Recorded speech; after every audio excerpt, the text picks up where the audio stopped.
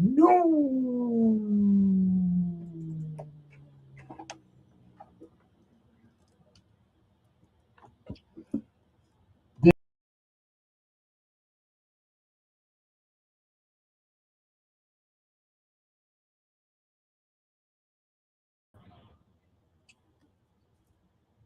Would you believe they call it Black History Month? Yes, they do. But if you've been around with me for any length of time, you know Black History is not just February, it's every month. As long as I have a platform and I'm able to amplify my voice, that makes it Black History Time. We have so much history, and unfortunately, so few opportunities to expose it, brag about it, have it echo across our 84 square mile island. But such it is, and it happens to be February 2026. I believe it's the third day. And yes, they have the unmitigated gall to call the shortest month of the year Black History Month. Good afternoon to you, my beloved. Let me reach down, see if I could find it in my heart and soul to express my gratitude for another afternoon of information and enlightenment.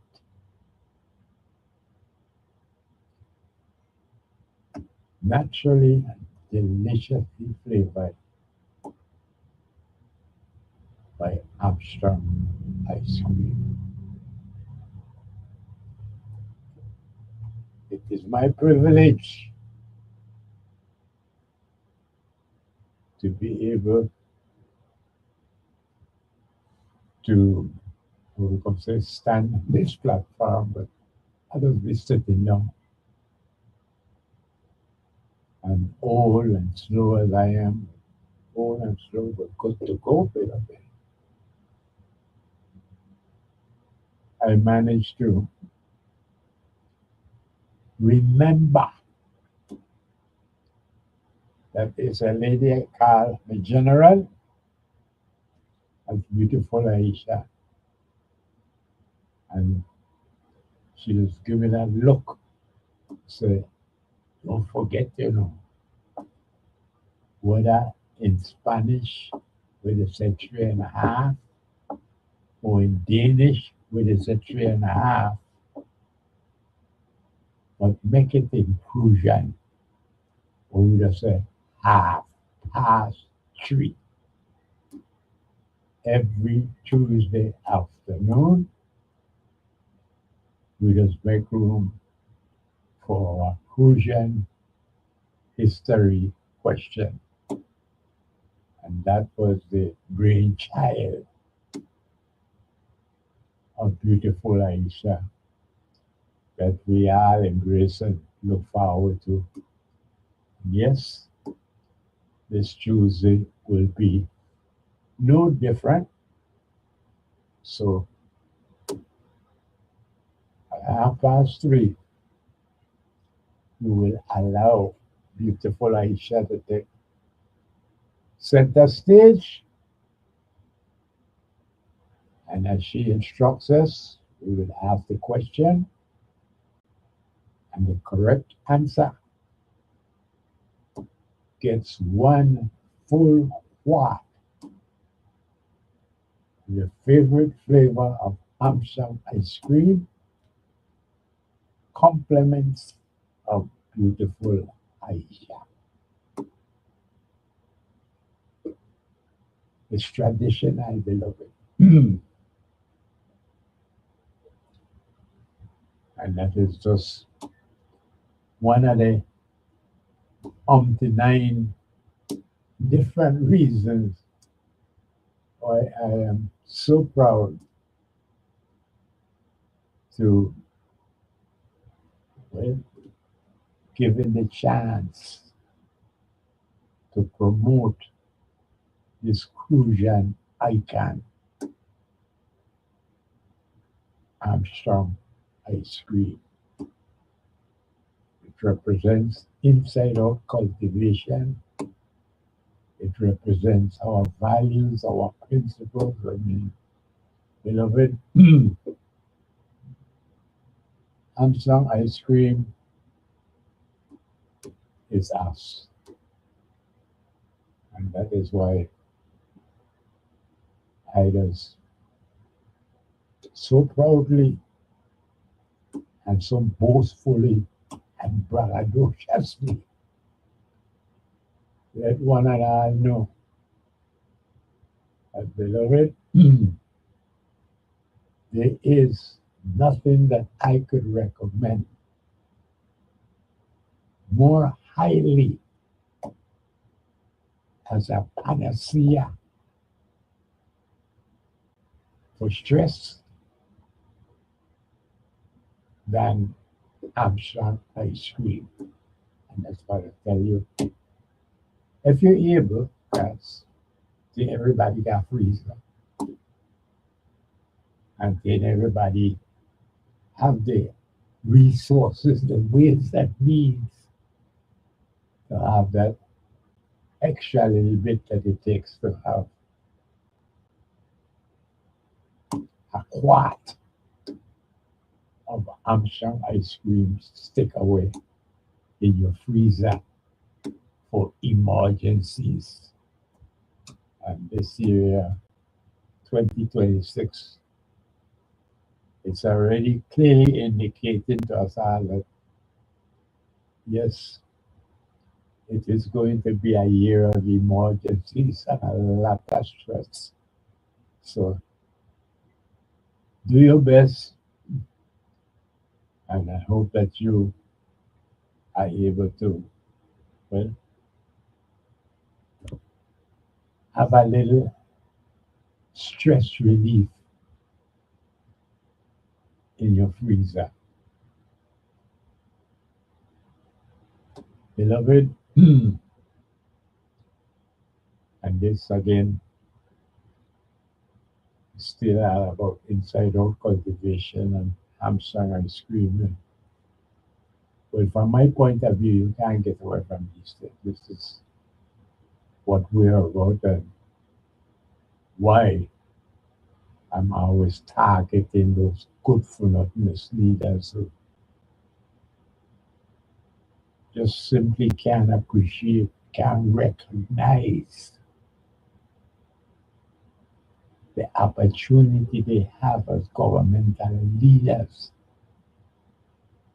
of a people with such a rich history. And I don't know what to say, but just yesterday, uh, well, at least a couple different people pointed out to me. They've been talking about you. And I say, who? But apparently, the matter of that chain of office that the our governors, because it's still a fact that they are our governors because we live here and we only have one government here, dysfunctional as it is still our government. And good for not misleaders as they might be, from governor and down, they still ours. Other people say, not me, Mario. Me vote for them. I never vote for them. I say, neither me. I didn't vote for them. Good for them. But you can't deny the reality. It's still our government. Dysfunctional as it is, it's our government. And good for nothing misleaders as they are still our representatives in our government. What a tragedy. But that's the reality. So by claiming that he ain't my governor, that one ain't my senator, this ain't my governor, we ain't vote for them. Beloved, it ain't a matter whether you vote for them or not, as to whether they are your and my government. That's a fact. As dysfunctional as they are, that's the only government that we have. And so by claiming they vote for them, I would never vote for them,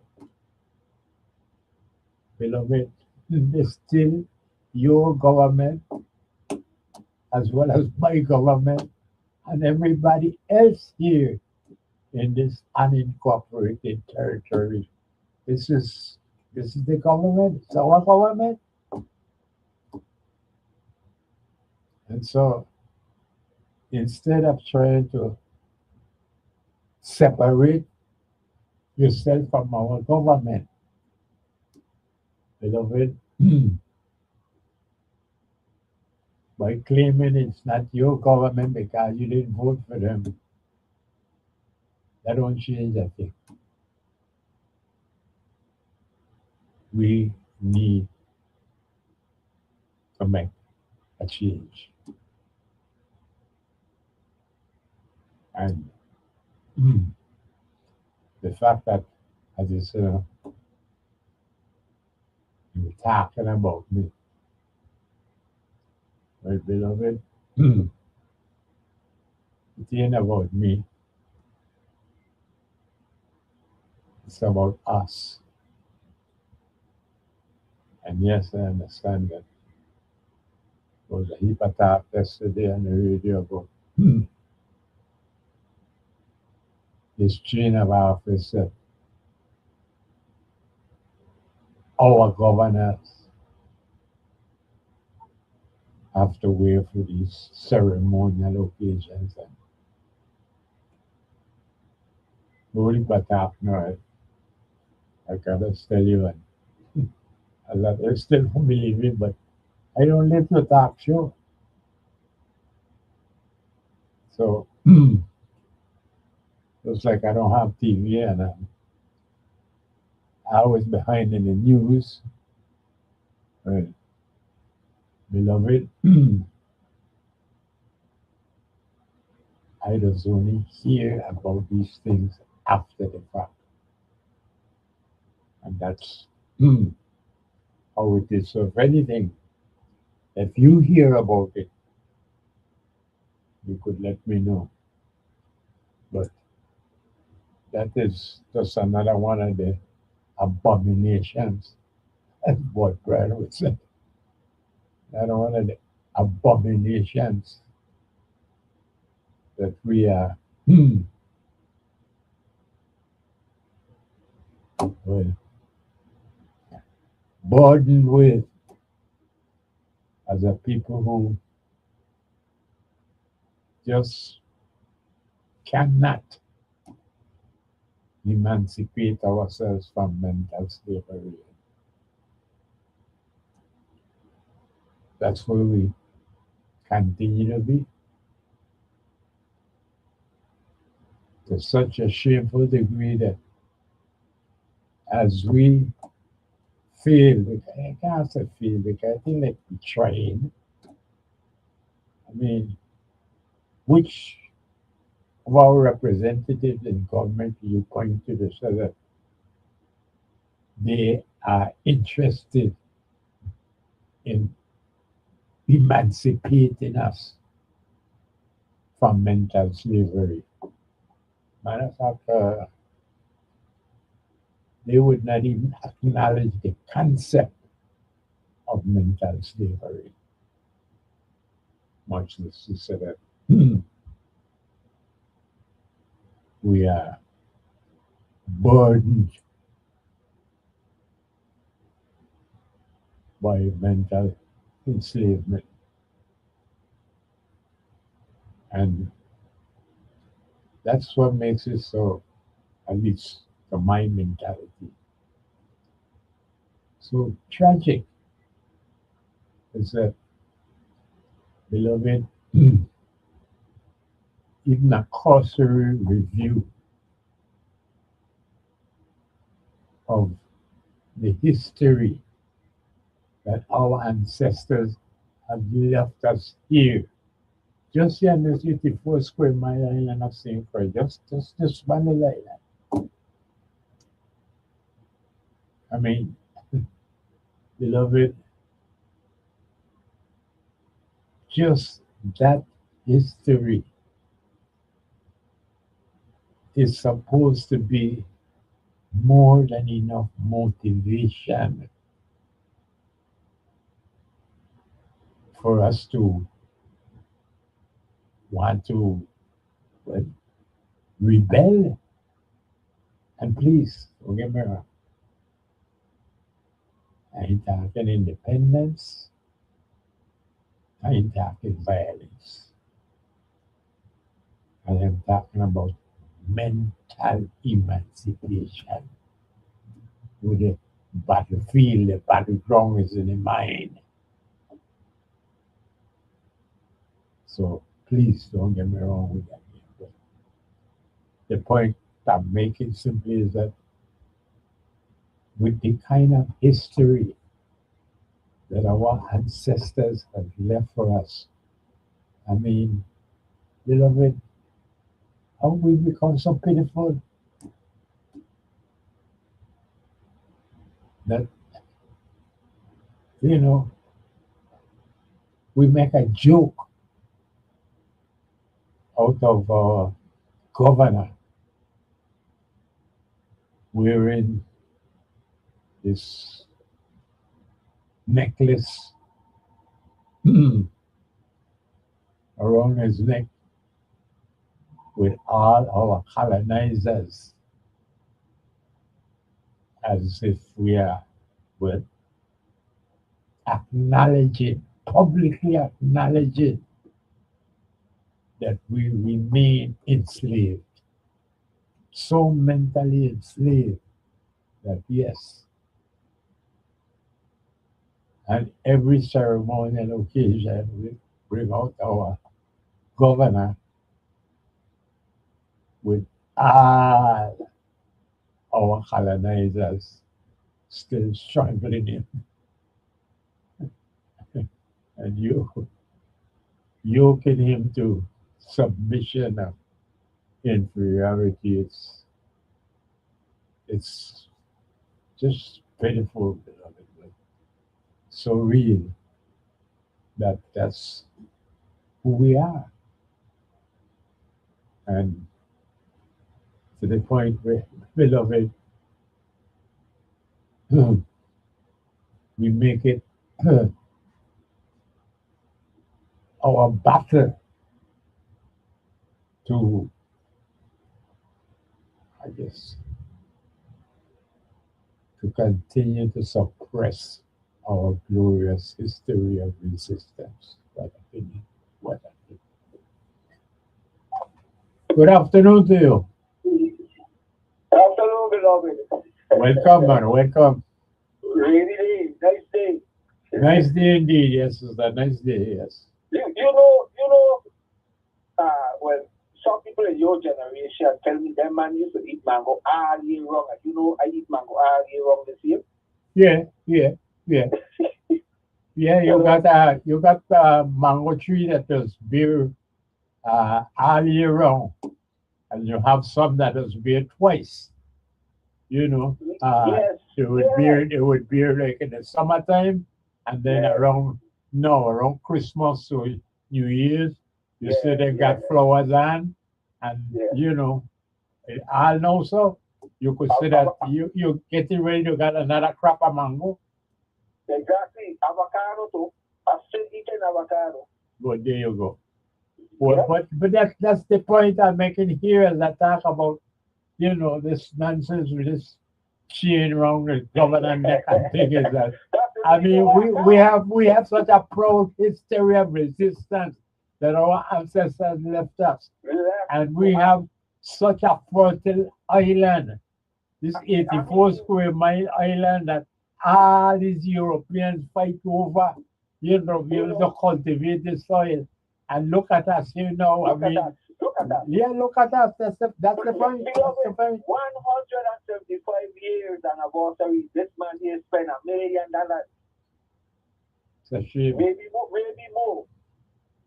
It's a And sh- yet still these good for nothing, yeah. as they would say, would not recognize that they is there to do us a service to make this place here for the people of the Virgin Islands, you Well, know, well, not just to be self-sufficient, but to be a people that could do for themselves, well, but I got away, you know, but it's I mean it's a reality, and I mean again the colonizers have been so successful.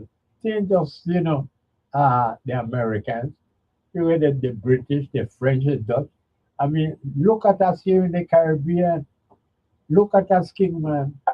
And I will ask them we if we are suffering from the mental enslavement.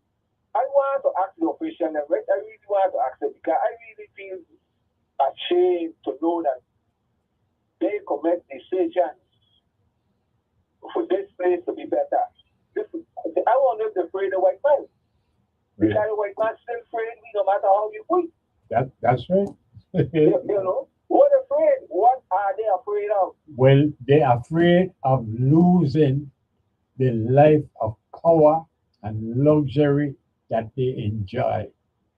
I keep telling my beloved, our Well, governor is the highest paid governmental official in the entire Caribbean. the entire Caribbean. All right? Yes. We don't have 100,000 people population, it's less than 90,000 people. And finally, All right? Okay, and falling. And he make more than any other government. I mean, we only have one other uh, unincorporated colony here with us, Puerto Rico. Puerto Rico. Yeah, yeah. His big government makes $70,000. And they got Three and a millions half of people. million people, 3.5 million, and Yeah, falling too. yeah. But three and a Well, half million, 70,000 is his salary. No, you what you were afraid of? You forget that every one of them senators make more money than the governor of Puerto Rico. every one of them. Thank you. Well, all right. Everyone. So I'm trying to answer the question for you. You understand? This is the privilege, the luxury, the Yes, good life that they live in. And yes. that's, if you want to put it in terms of fear, that's what they're afraid That's of what it is. losing. Well, I can agree with that, And I'll give somebody else a chance, but no, I'll hold it for the next one.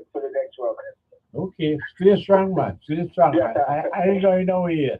All right. Good thing. Uh, but, beloved, this is where we are. And we here in what is the Virgin Islands of the United States of America, we have the opportunity of leading the way, like our ancestors did in so many different ways. I mean, beloved, we continue to sing the praises of David Hamilton Jackson because of the St. Croix Labor Union. But pull back a little bit and look at the historic relevance to understand that this was the first legal organized labor union in the entire Caribbean. And we come from right here, sir. This is the first square mile of St. Croix. The first one right here. And this is what we'll be talking about. I said, beloved, why is it that we can't pay tribute to our glorious ancestors? Why? Go stream it up with you from that myself. Lick your cream, because Amsterdam ice cream is just so good for you. So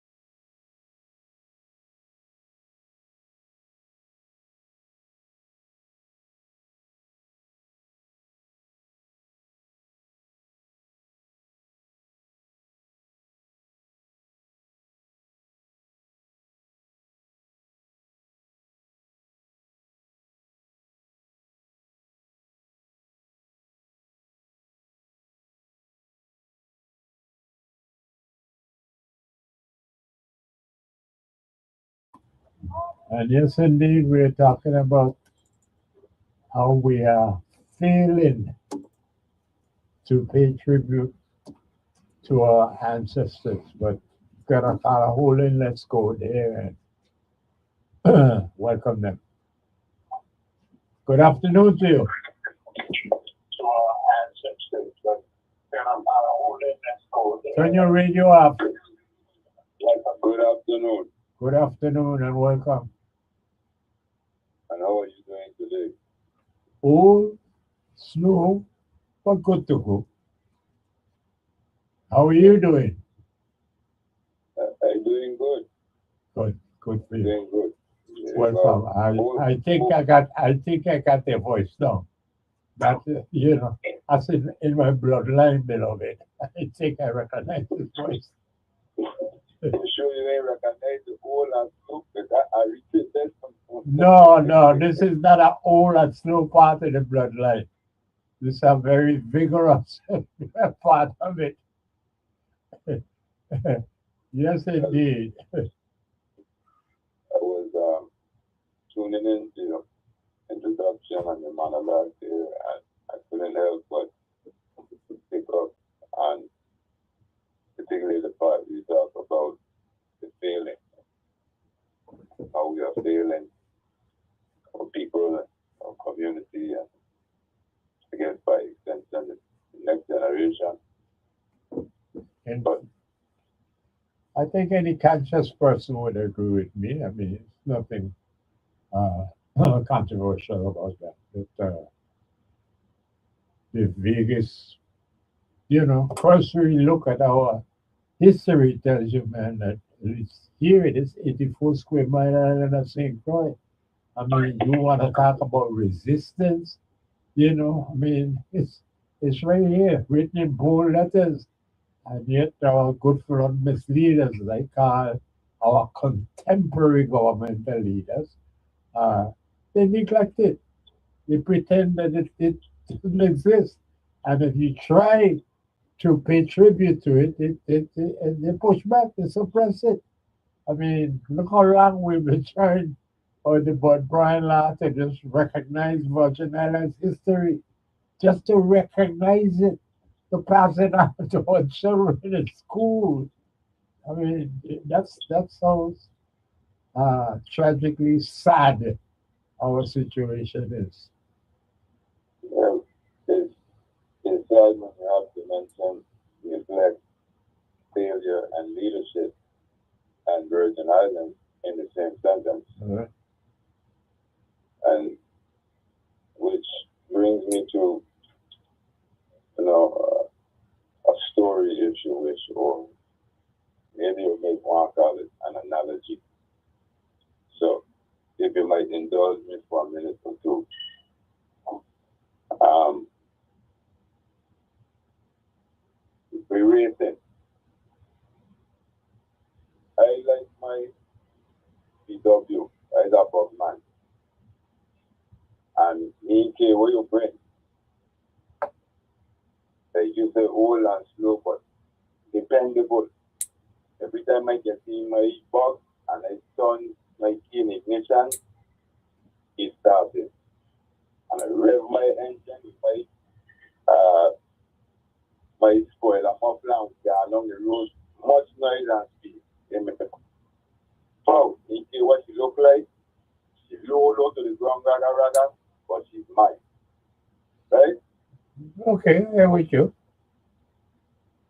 I reach down the road now in the box, and because she making all kind of noise and going on with she rev and this and that, a man there with a Mercedes Benz shooting his teeth. I said, where you going with that? And he got in the latest edition this, and when you lift up the hood, he got a twin turbo, and my one muffler in the back, he got a four. So when he pressed down this thing, and my feet falling about 0 to 60 and all 5 point this and that, and he talking about torque and automatic shifting, and All right. Now a crowd, because he pontificated, a crowd has gathered now, Mario. Okay. Again, we are about predict who faster, who away, who slower. So they in the practice to go now full money, want to bet everything.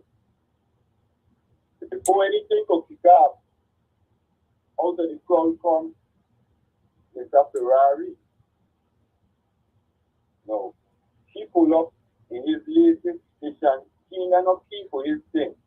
He don't push button and the door them to open, he don't push button. He could start a one and he can start and come to you. He got the latest this and the latest that. And he telling you he done win this race and Indy that and 500 this and he experienced driver. Nobody in a PT. Crowd going well now because he played the gap. Race Mario. And the Benz man there, he know he got nitro in trunk. So he ain't to worry about himself Ferrari. And the bug man just the idle like he has too much to say. Because he got his dependable and he's going on the road in the regardless. So no. They call the race. Money betting. Crowd going wild. They announce that the drivers start your engine. Engine then revving Mario. Now the motion in them up to the starting line. Okay. We them got to touch right there. Mario. On your mark. Get set. The bossman raised your hand. Wait, 1 minute there. 1 minute. 1 minute. I got to hold on. So now me in my box. Sorry. Hold on, let me stop this thing. Your phone will go crazy when you're ready. Alright. You did it? Yeah, I listen. I'm trying to follow you. Me in my box now. I got question to ask. Give me question now, Mario. Mr. Ferrari. You got driver license? Oh. No, you ain't gonna. Oh. Mr. Ben. You can't register to drive in the Virgin Islands? Oh. No? Okay. Mr. Ferrari. When you bring that in food foreign car here, you pay road tax? No? Oh. Let me ask you, who are you? Are your car insured? No? Oh, okay. See how you later. Who in the race, Mario? I don't believe they was even able to compete. Okay. So now, if the Ferrari ain't licensed, if the Benz ain't registered, if none of them pay road tax when they import, and none of them insured to drive in the Virgin Islands, how they go race, Mario? They can't. Disqualified it for the start. No. If the racing commission that set up the race, Mario, if they neglect any of those factors and continue to run the race, then what, Mario? Well, it's, Then you got it? I believe you. You would have to look at it as some kind of I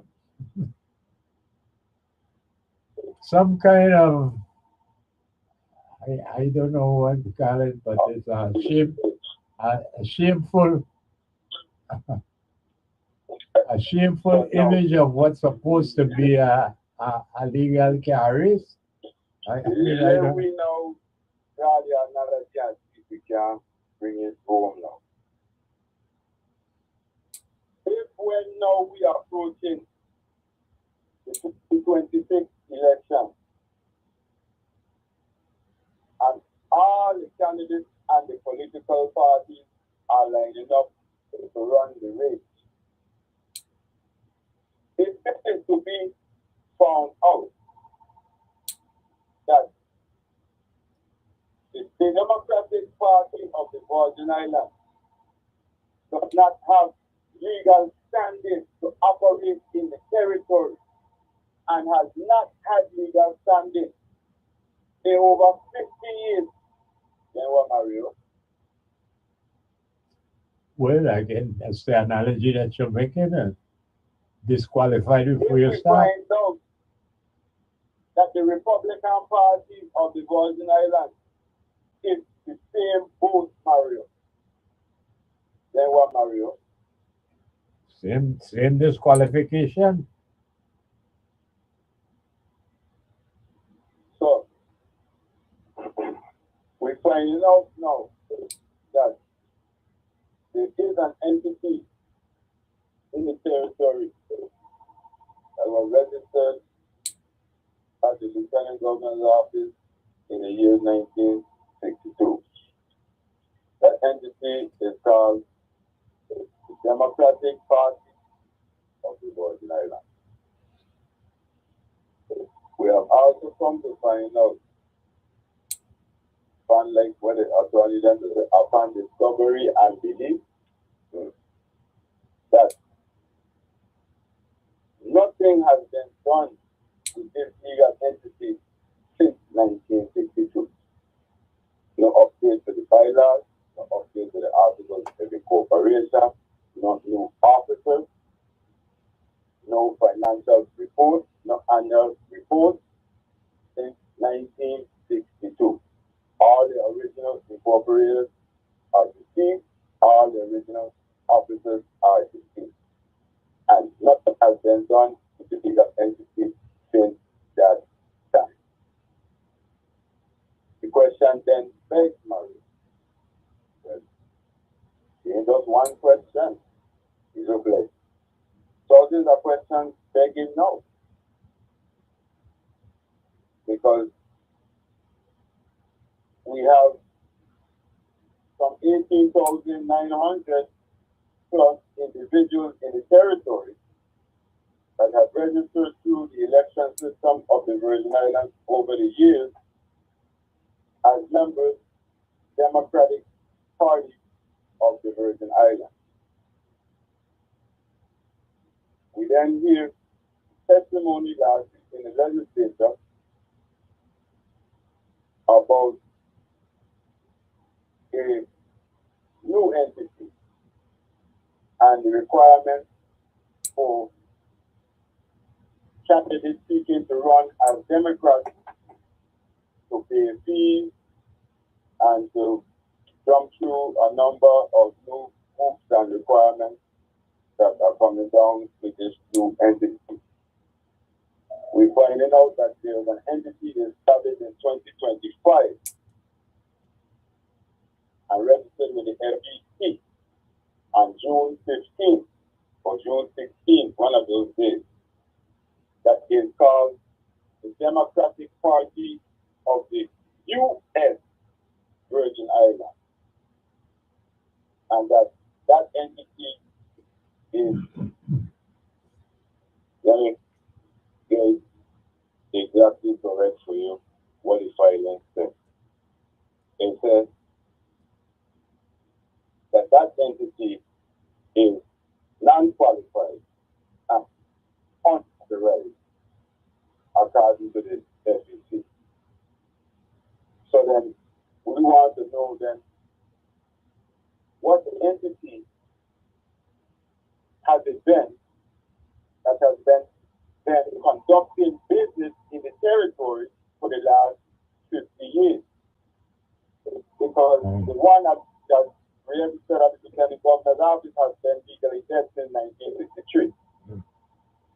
So then, what entity has been doing, what legal entity has been doing business the election system of the Virgin Islands? I don't know, but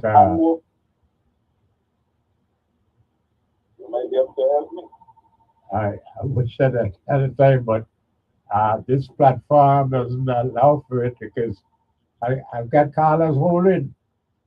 Okay, well, I understand. So this is an evolving issue. And with your political knowledge, I was hoping that you might be able to shed some light. So perhaps some of your callers that are holding, and forgive me, I haven't taken up so much of your time. So allow me grace. But perhaps they may be able to chime in and give some insight. I'll do my best. As always, I thank you for your time. All right. You stay strong, Shelly. Mm. Good afternoon. Yeah, we're right back again, my son.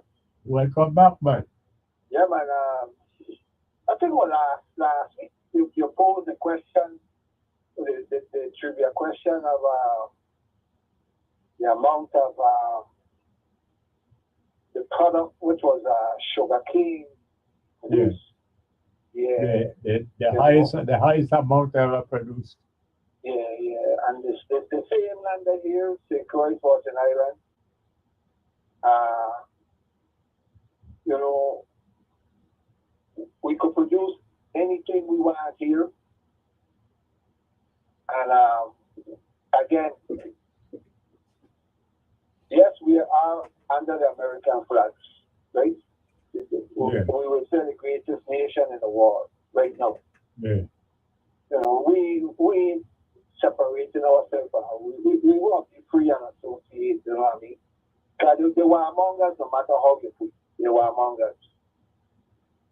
But we're trying to at least, you know, do for ourselves. You know, well, we've always also pointed out that way back from the 1930 that there's a Brown report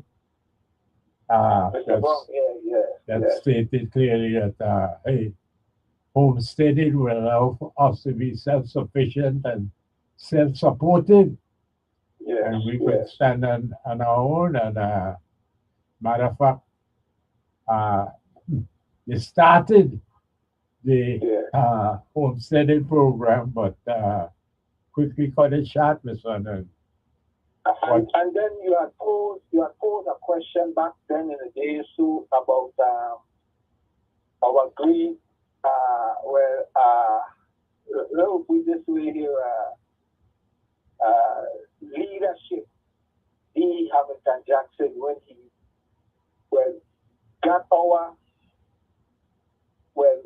people, it was 100% or 50% raise, I think. Oh, it was 100%. Well, it was more than 100% when you realize. No, slow down. You know, when the labor union started out in 1915, all right, and then it went in the first. That's another force again. Never heard of the water to the Caribbean. A legal strike, because Sacred Labor Union was legal. You know, so that the strike that took place now in January of 1916. You know, at this time, we're talking about 20 cents a day. Right. Okay. So that's why I stop you, because to go from 20 cents a day to $1 a day, that's more than 100%. 100% would have been to go to 40, double it from 20 to 40. So this 20 cents, so we were still getting 10 cents a day from contract labor?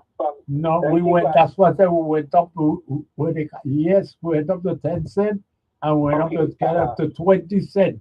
So that when they called for strike in 1916, the pay was 20 cents a day.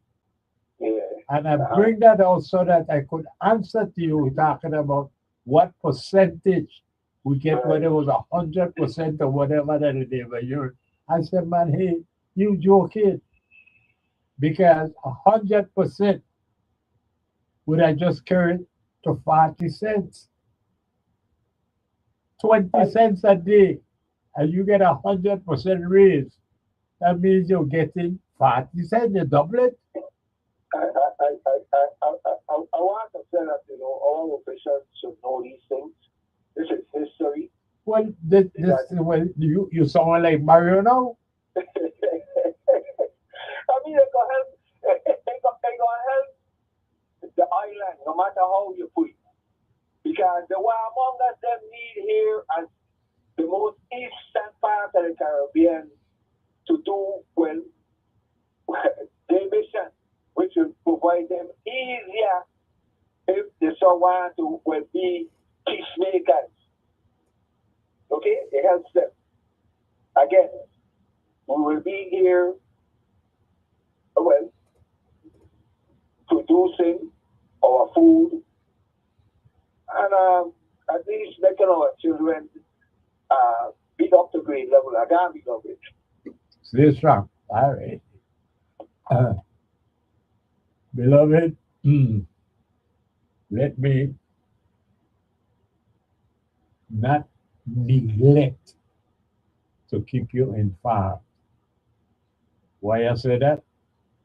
Because my one and only sister is half island. She will not be here to do her program tomorrow or next week. So that I will be sitting in tomorrow, Wednesday, and next week, Wednesday. So don't let me neglect to keep you informed because I'm now catching myself realizing that Mario didn't say anything about that when you were talking about the programming, the crucial and history question and all of that. You didn't mention that. So I am making sure that I keep you updated now so that yes, I will be in tomorrow substituting for my one and only sister from 12:30 to 4:30 and also next week Wednesday. So it'll be two Wednesdays that I will be holding down the fort for us. So don't want you to be surprised when you hear my voice tomorrow. But beloved, uh, we will try to point out just how, well, what can I say, but how courageous our ancestors were and how effectively, how effectively our ancestors were able to resist. But let me not leave the scholar holding her, so let's go to the caller. Good afternoon. Good afternoon, Mario. Welcome. Thank you for your call. Yes, how are you? We hold it on, yeah? Okay, I'm calling this afternoon here to once again inform the people as a result of this rain. I took a drive down by Prosperity Farm, Yes. and apparently they succeeded in diverting the water, the discharge by the end of Mahogany Road, and it's now being discharged in Prosperity Subdivision. Anybody who's have love for this place, go down there and let the right hand to Prosperity Road right before Rainbow Beach. And right where the dip is, on the left, the third grade water pole, on the left, stop right there. There's a big 24-inch culvert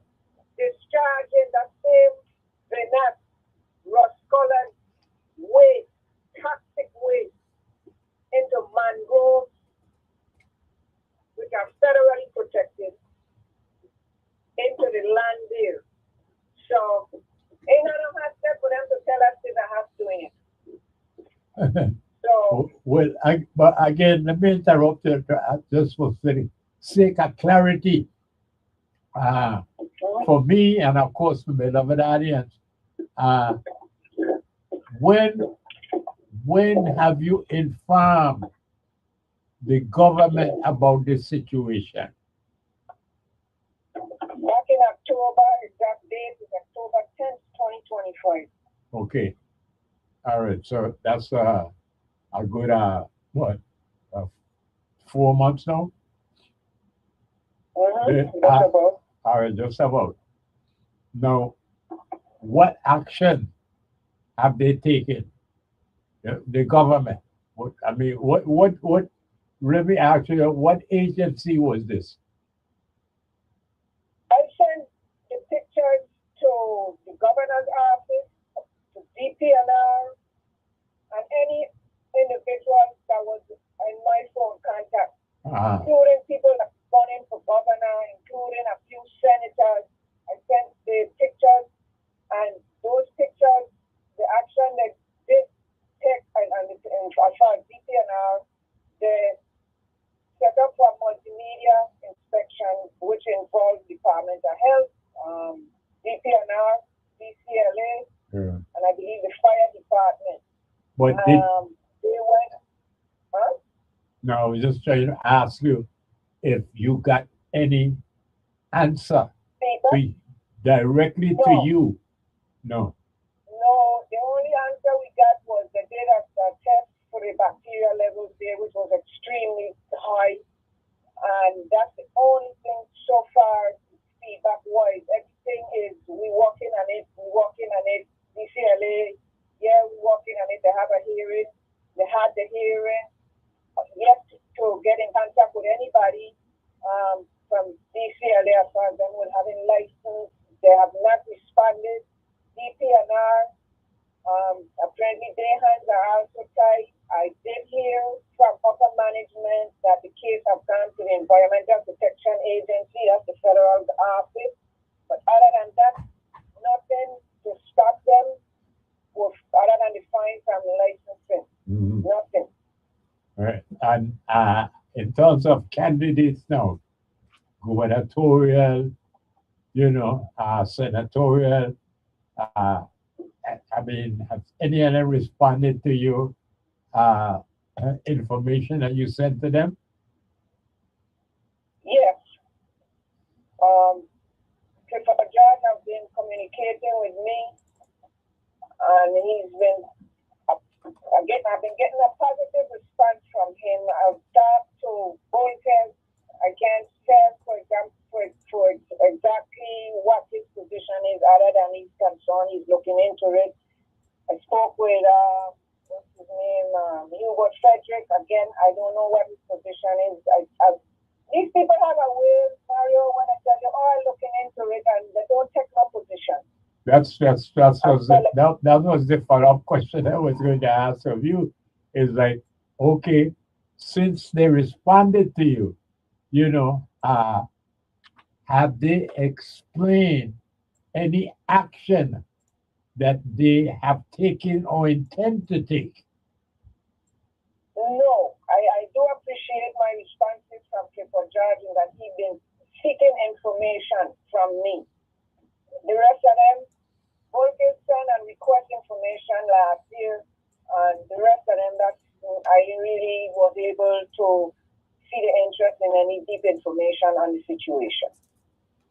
Well, like we said uh, when we spoke last week, well, this platform is certainly available to you. I wish it was, uh, you know, uh, visual to television or somewhere. Beloved audience could see, could literally see what it is that you're talking about. But But but we know we're available to uh, share your information and amplify it to all our beloved audience because this is something critical. We only have 84 square miles. You know, it's not getting any larger. And we definitely don't want to be having unproductive acreage. Like this is what uh, is going to happen with prosperity if we don't have some kind of remedial, you know, effort program that So to stop this. Pardon, go ahead, go ahead. you know what hypocritical? The Comprehensive Land and Water Use Plan was passed in 2023, I believe, signed by the governor, signed off on the majority of the senators. And the governor, that bill, if you start not that bill, the plan speaks to taking zoning issues out of the hands of elected officials and putting it in the hands of boards or committees and involving the public. And here it is, our governor still went ahead and requested this bill to take and allow these distilleries and agricultural land and residential land also. And it's before the Senate to get voted at.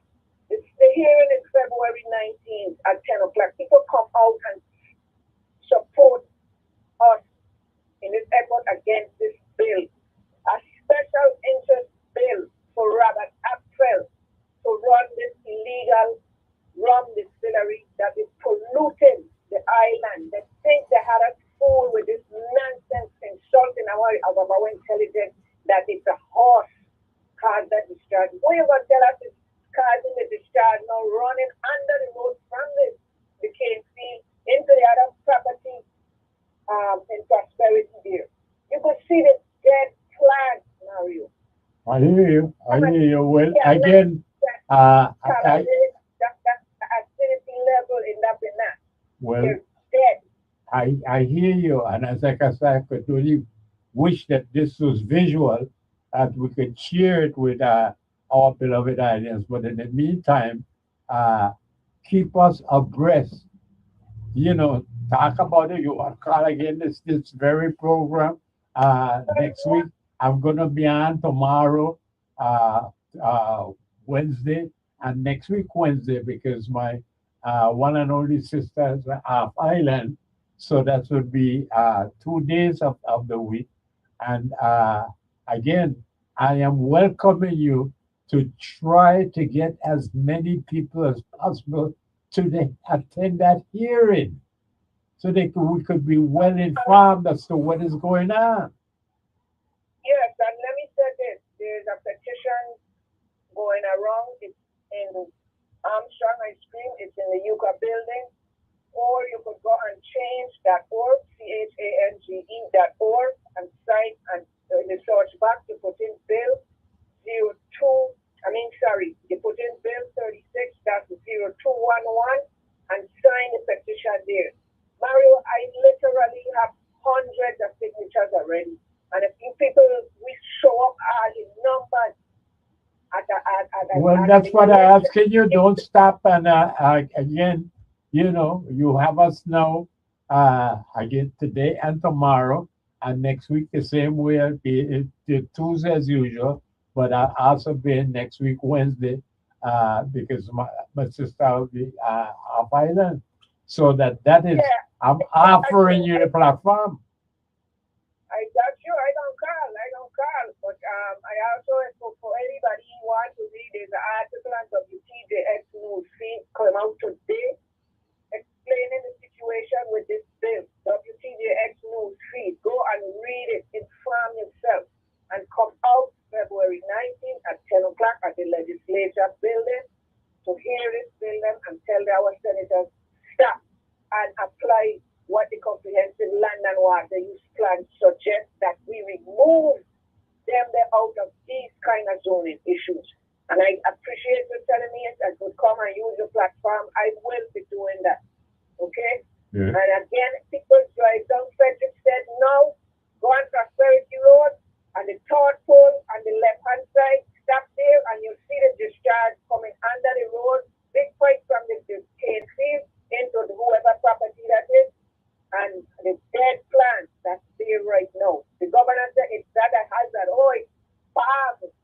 Have Well, great we things up want to there. thank you because you are Yeah, definitely acting in the tradition of our resisting and courageous ancestors, and we applaud you for it. and want to offer whatever assistance we can. Yeah, the platform is if you use, but we want to singularly applaud you for what you're doing. Mario, I need not plans. I need action. I don't, this is not This a is game. not for you. This is for my beloved audience to hear and learn that our Right, right. ancestor, our ancestry, you know, has not Yes, died. And yes, and the yes, blood sir. still flows through our veins. And you're just another example, you know, of that blood still flowing through our veins because that's the point I've been making here. Is that hey, we owe it to ourselves to honor the courage of our ancestors. And this is an opportunity that you are presenting for us here again. So I'm saying, beloved, yes, we have to step up to it. We've got to honor our ancestors. We only have And that's what's 84 square driving me. miles. And ain't nothing else driving me but that because believe you me, I didn't want to do this. And it's stress and I have given up on the process. But Well, yes, there it's you are. driving me. Well, there you are. And at some point, you're going to have to identify yourself because people, you know how people is, well, who that is, and then this, and I will identify. But I said, but beloved, she is one of us. What more you need to know? Well, again, I don't let you go. I don't say one more thing. You senator hopeful to going down there and patronizing this place and calling rum distillation and plantation of cane our culture. You need to stop. This is not our culture. My ancestors telling me fight this thing because this is where we were raped, murdered, lynched, you name it. And them places like that, and we going over there to have fun. Y'all stop. People give thanks, Mario give thanks. I dance so. We give thanks to you, but just take care. All right. Thank you. And beloved, with that, there we say, lick your cream, beloved, because Armstrong ice cream is just so good for your soul.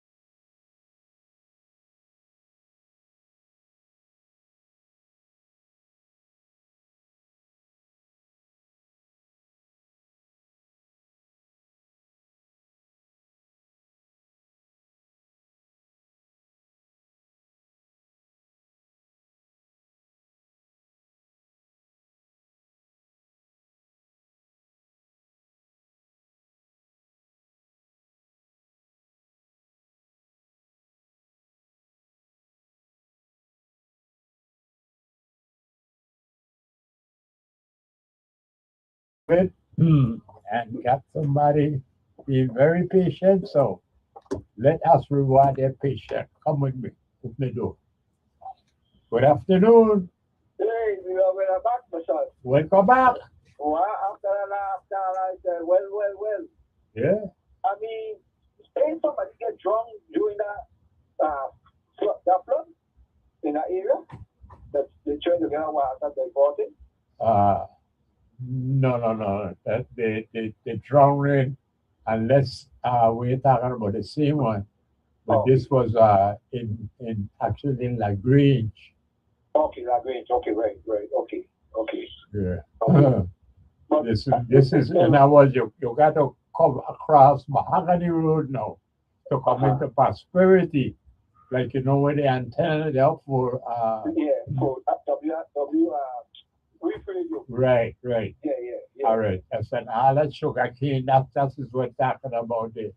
And my Oh, understanding is the road now that take you up to wherever they have in the headquarters. And because I think this is where uh, we used to call plantation. That's what we used to, right, big up in there, dance and they plantation. I played Yeah, enough music in there with vibratones, yeah, oh, here's what.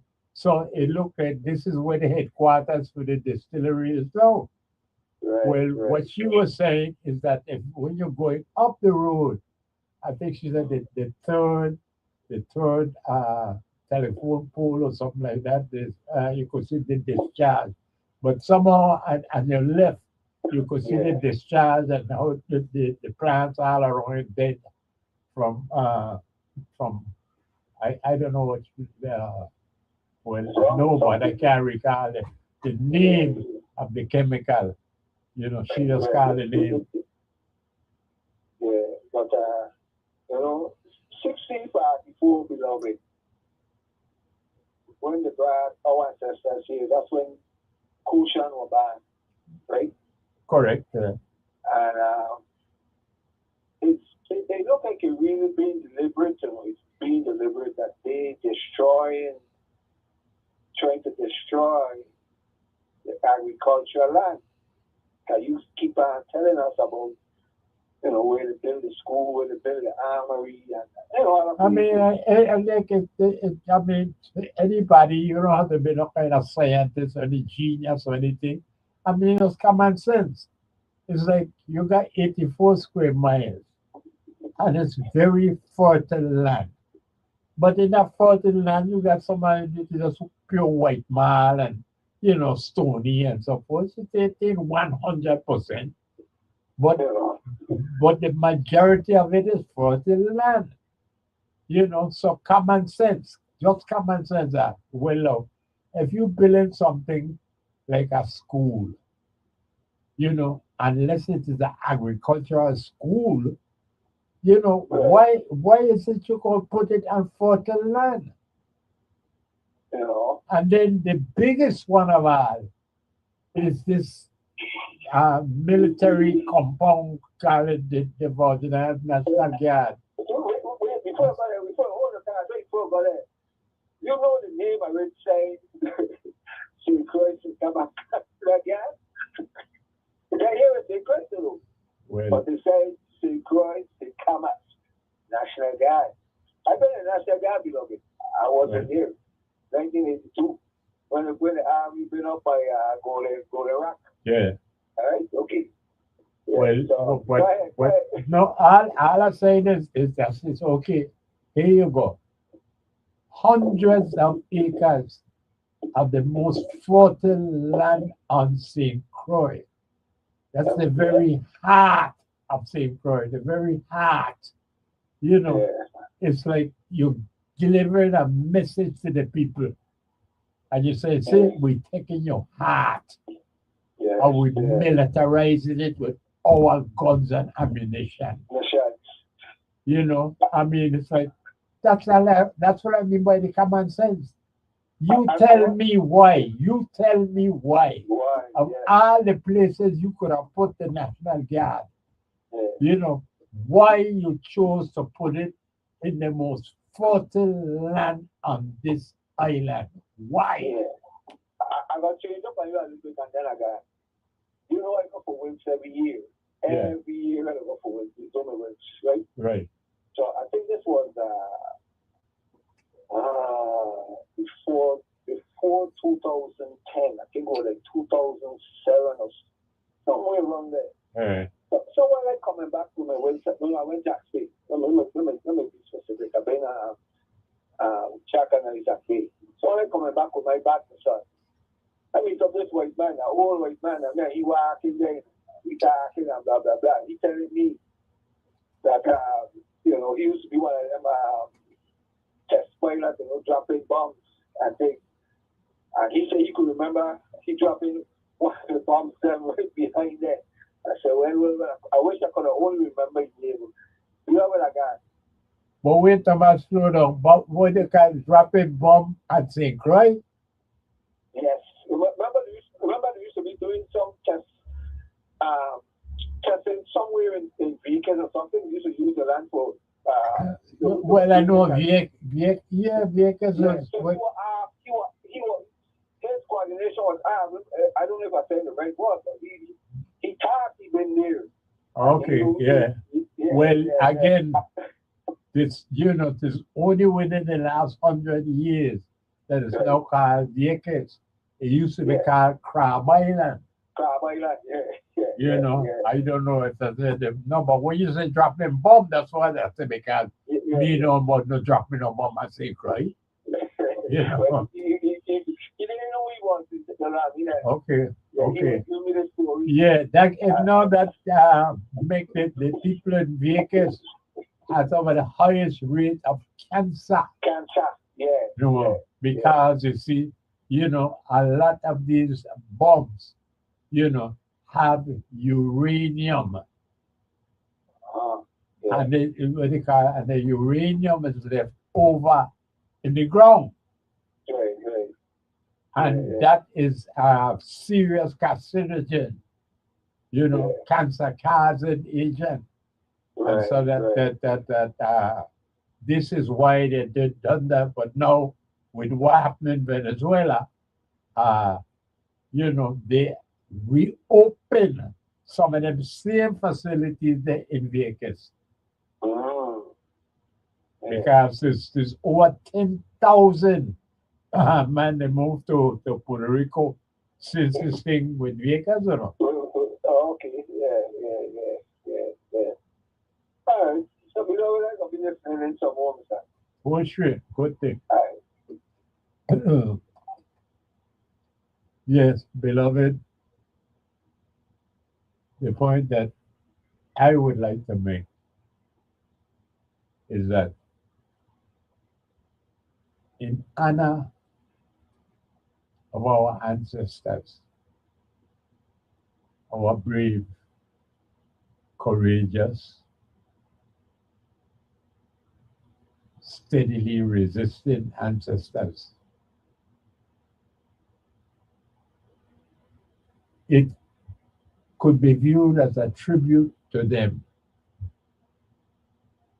But it shouldn't be a tribute. It should be a continuation of the legacy that has been with us since 1644. Beloved, it don't matter that we have been colonized by 7 different nations.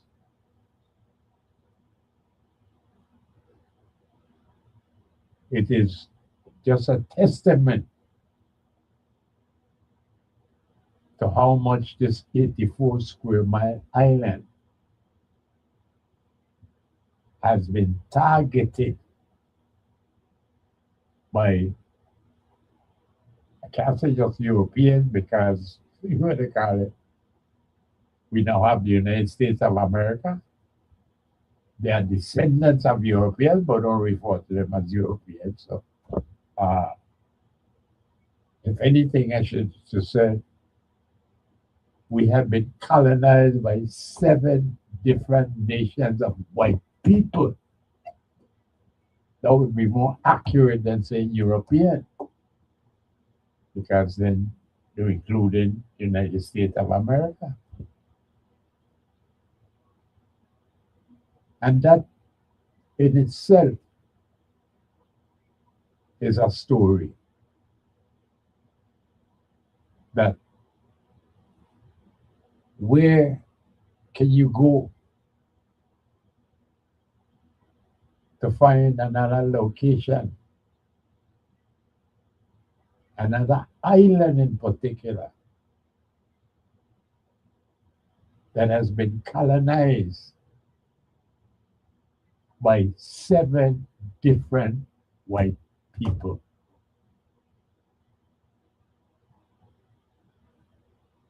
You ain't gonna find nowhere. And now that we are supposedly known as a tourist destination, it is used to describe the Virgin Islands.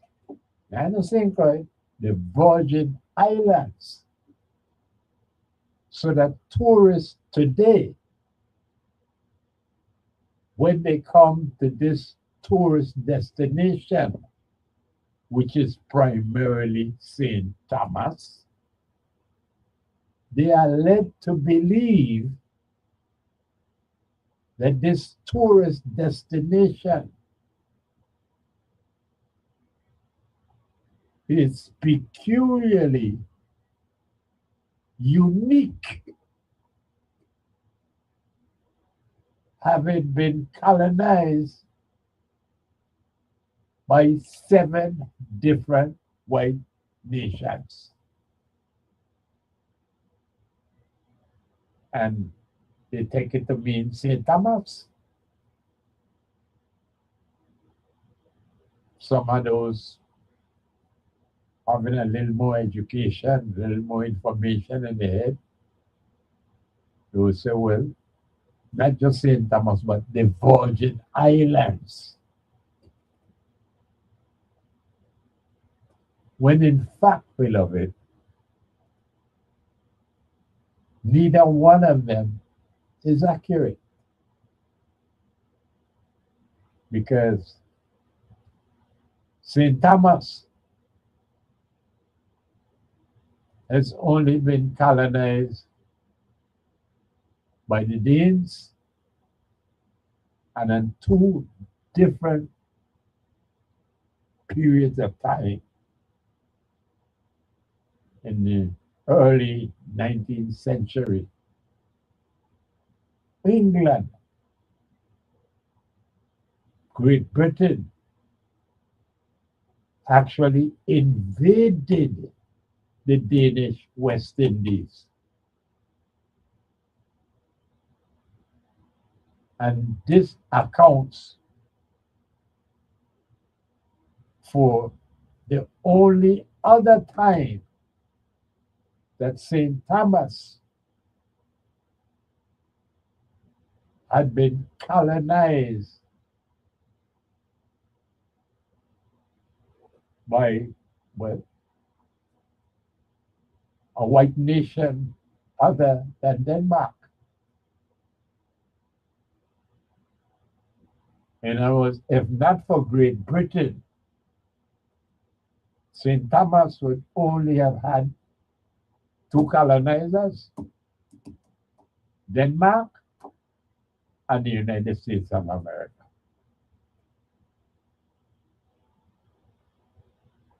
So what does that tell us?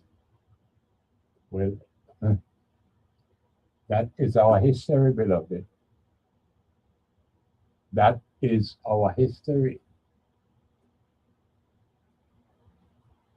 This 84 square mile island that we know today as St. Croix,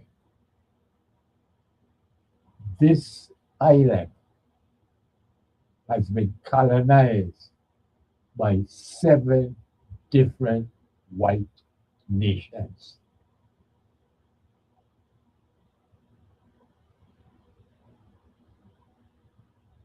Many people say European nations,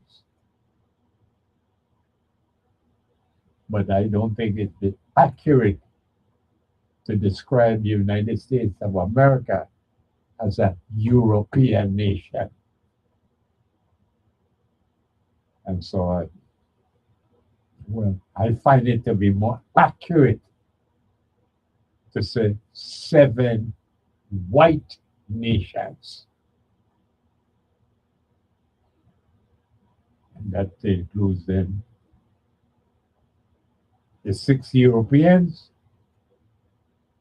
and the 1 North American, United States of America.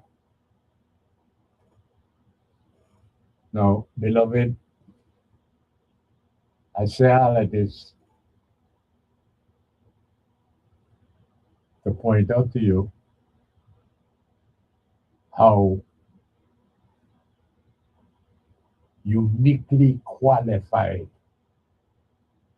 this 84 square mile island of St. Croix, how uniquely qualified the island is to continue to be the tip of the spear.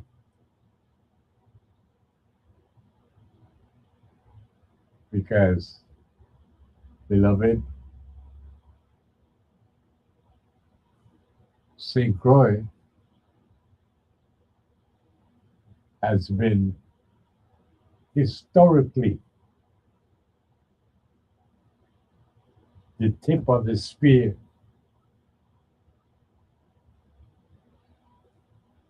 well, despite the reality that our good for not mislead us simply don't want to acknowledge it.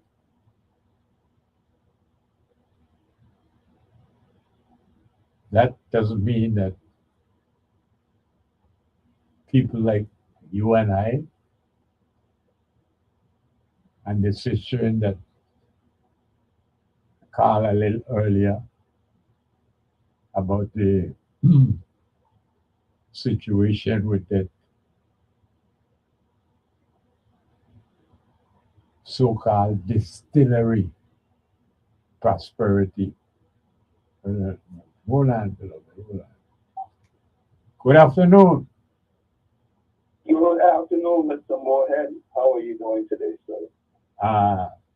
Trying my best with it, and I am very glad to be able to welcome you as I'm trying my best here to establish the fact that this 85, 84 square mile island known as St. Croix has been, the tip of the spear in so many instances. And you know that historically, as small as the island is, it is a standout in the Caribbean region. I mean, the fact that they could produce 46 million pounds of sugar, to us being the first legal labor union in the Caribbean. Or how about if I should say the first enslaved people to actually facing our enslavers and literally give them the ultimatum of freedom now or else, and successfully delivering that ultimatum July 3rd, 1848.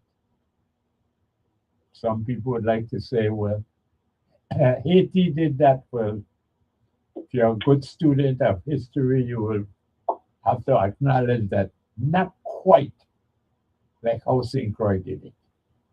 you know.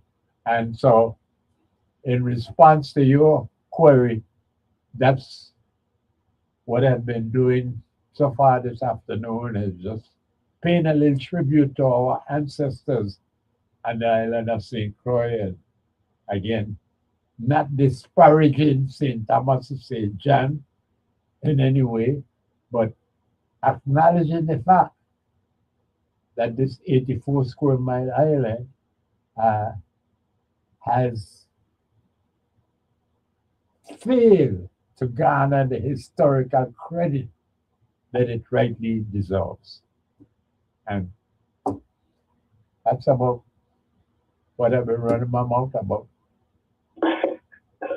Well, Mr. Mohan, uh, I hope Super Dad is listening because I think just like we get the beautiful Aisha with her crucial history question, I think we need Super Dad commentary about what's taking place because he put it in such a way that it's shocking you. Or it's like a garlic knife, you don't feel it. He's smiling, probably smiling from ear to ear now because, you know, I would be surprised if he wasn't listening. He don't miss this. He could say he's a small god, but really he's a cannon.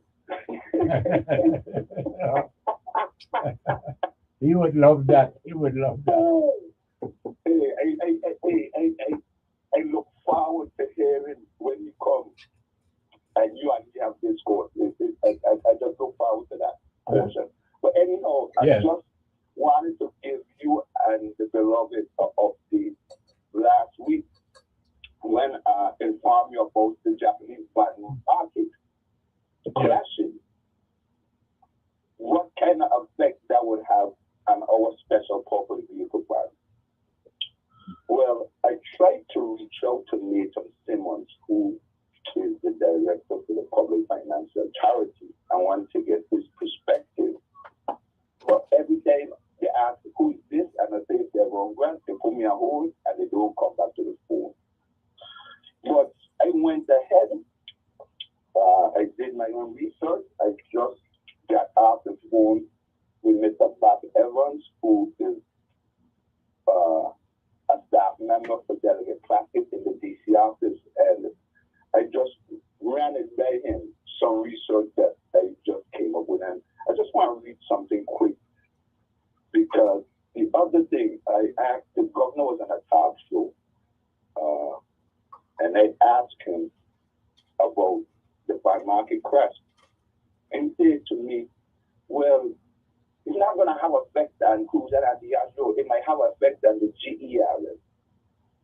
But the main purpose for these special purpose vehicle bans is to pay Virgin Islands debt and to keep the government employee retirement system solvent.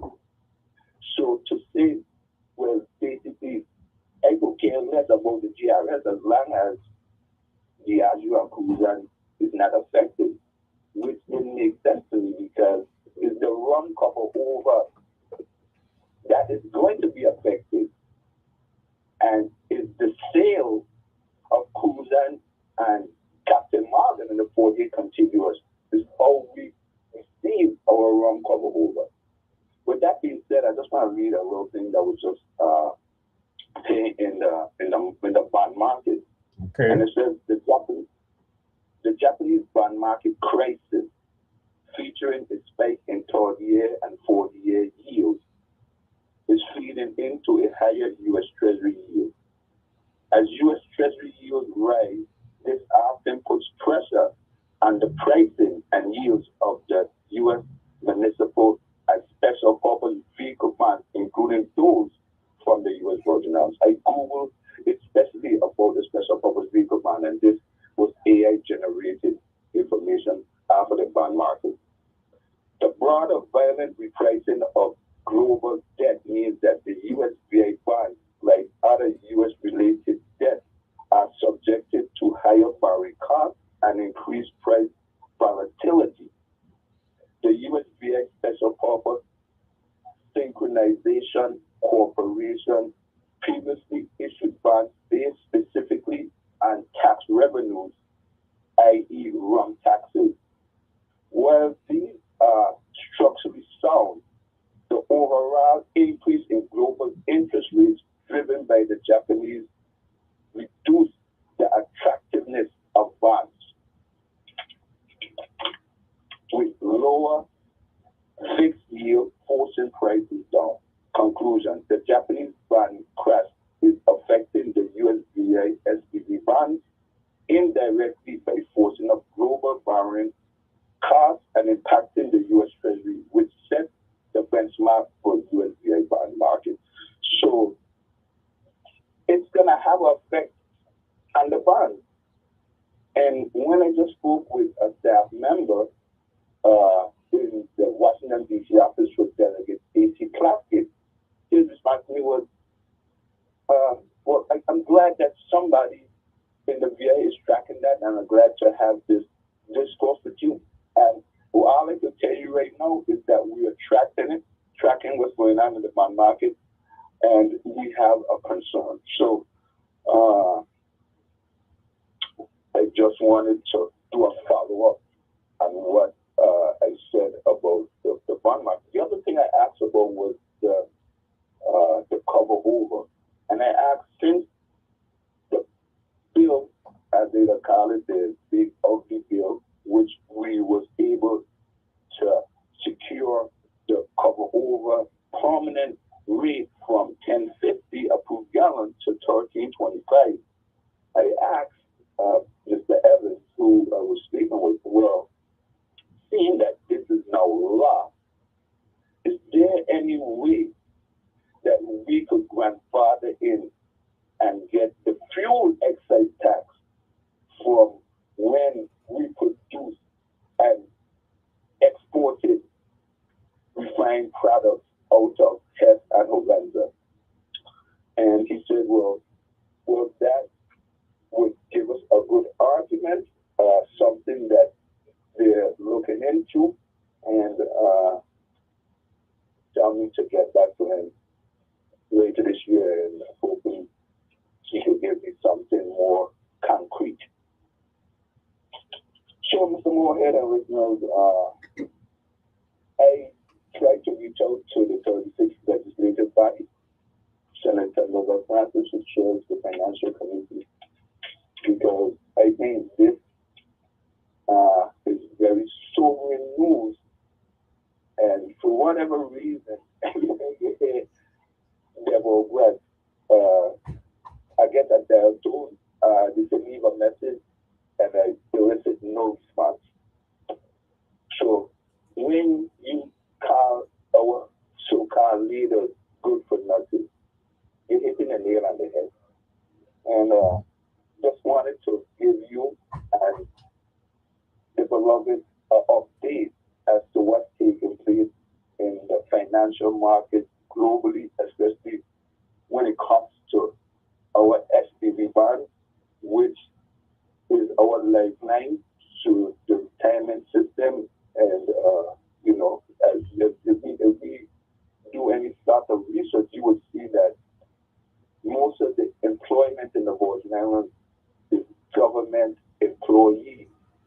And with over 4,000, maybe 5,000 retirees receiving a monthly annuity, this would be devastating should what's going on now with China getting rid of the debt to the tune of $850 billion in recent times. And what's going on, of course, people I'm sure are aware with the trade wars and the tariffs. So just want people to be aware of what's happening. I know people have so much they're dealing with, so they don't really have time to look into these specific things, but I'm retired and I have the time. So just wanted to give you and the beloved an update as to what's going on with the bond market as we speak, and how it could have a drastic or even devastating effect on the SPV, which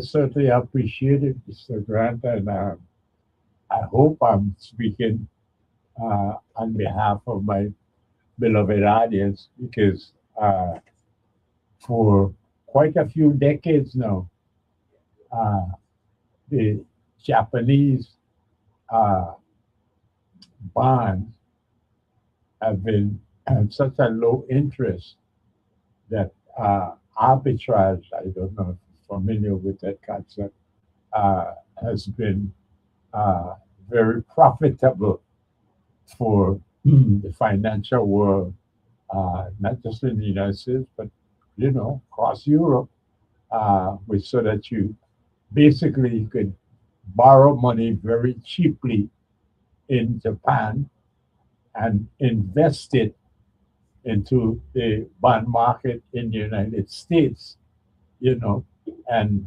reap much higher benefit from the exchange rates. Let's just say that, I mean, just for the sake of conversation, if in Japan you're dealing with 2%, which is was much less than that, but let's say it was 2%, and and the average bond in the United States was 4%. Hey, you borrow in Japan at 2%, and then you basically lend it because when you buy the bonds in the United States, you are lending your money to the United States when you buy treasury. Yes.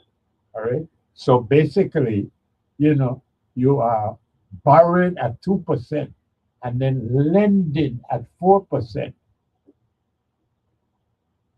This came to an end when Japan decided, no, we need to actually restore our credibility. And the only way to do that is by raising our interest rate. By then, raising the interest rate, Mr. Grant, it immediately cuts off a major source of treasury finance in the United States. That money is no longer available. While at the same time, here you let us know that China and Japan and China were the largest foreign investors in the United States bond market. Correct. So we just found out here, the Japanese, they are raising their interest rates, and again, that causes an earthquake in their bond market. While at the same time, China, you're telling us, is uh, more than three-quarters of $1 trillion, that they are dumping in U.S. treasuries. How could this not have an effect, Mr. Grant? It's major. But again, it's in the interest of the United States and especially the Trump administration to say as little as possible about this. Because, again, where are you going to find investors? Because Canada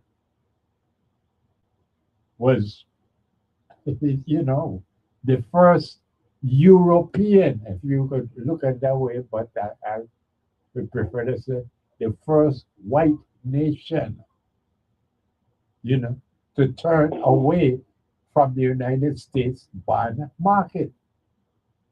So that right now, the support is coming from two sources, the United Kingdom and the Federal Reserve. You're printing dollars because they don't have money to they don't have any source of revenue other than by printing money. Well, all right. This is what's happening, Mr. Grant. Just bite and blow for a couple of months because in May in May, there will be a change in the Federal Reserve where Mr. Powell, his term is up, and the Trump administration is not going to renew it. They're going to bring in someone who is going to lower the interest rates in the United States. And hey, you you're after Disney World, my son, because inflation could hit 10% by summer. And that's this not a is good outlook. well again. View this thing in terms of the bond cover over, because what is happening is you're going to have to raise prices and the yield. And again, all that it speaks to, cigarette, is more and more inflation.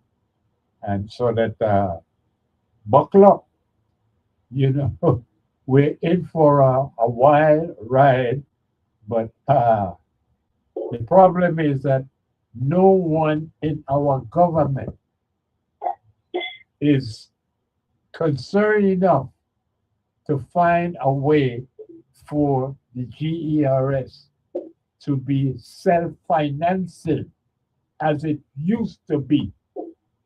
So it is not, well, totally dependent on this bond cover over as it is now. Because that is, well, it's a precipitous drop that could take place within the next few months. 3 months is a quarter. Yes, yes.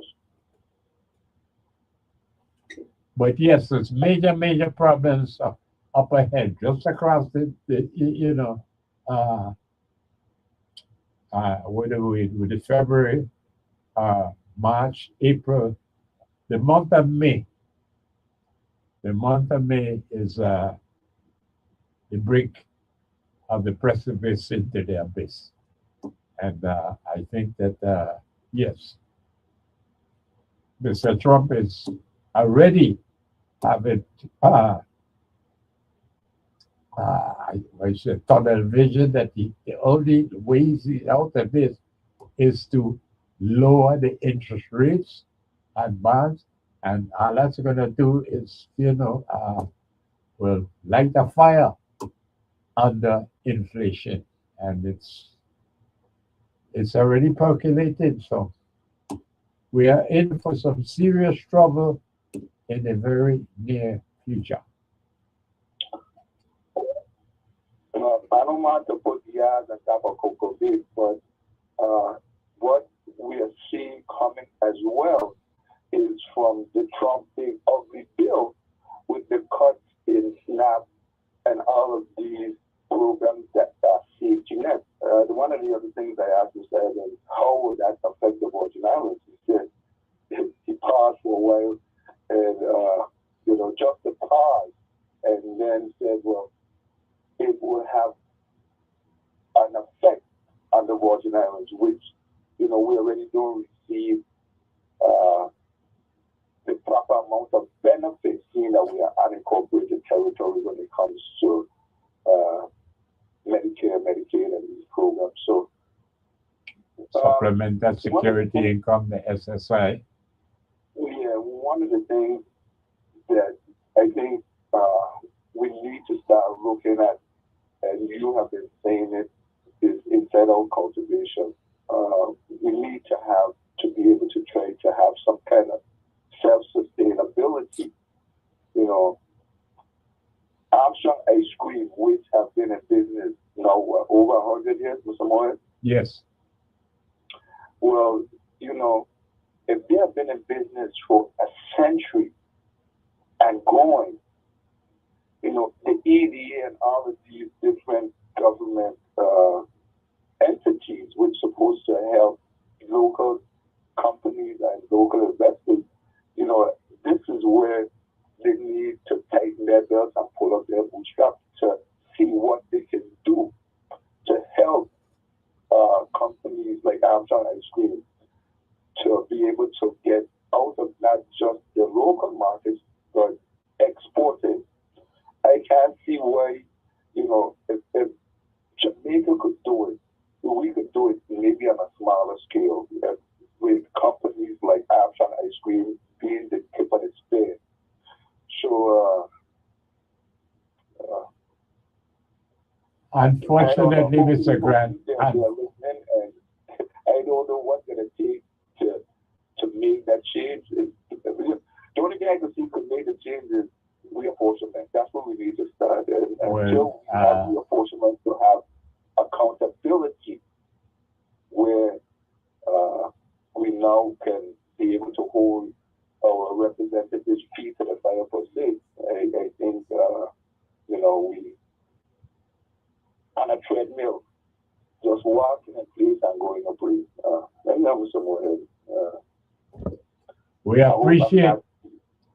We appreciate your enlightening information. Well, I'm gonna put a pin in it there, and like I say, I look forward to the commentary of Super Dad. So, Super Dad, if you're listening, call up your good friend, Mr. Barry Warhead, because we here out,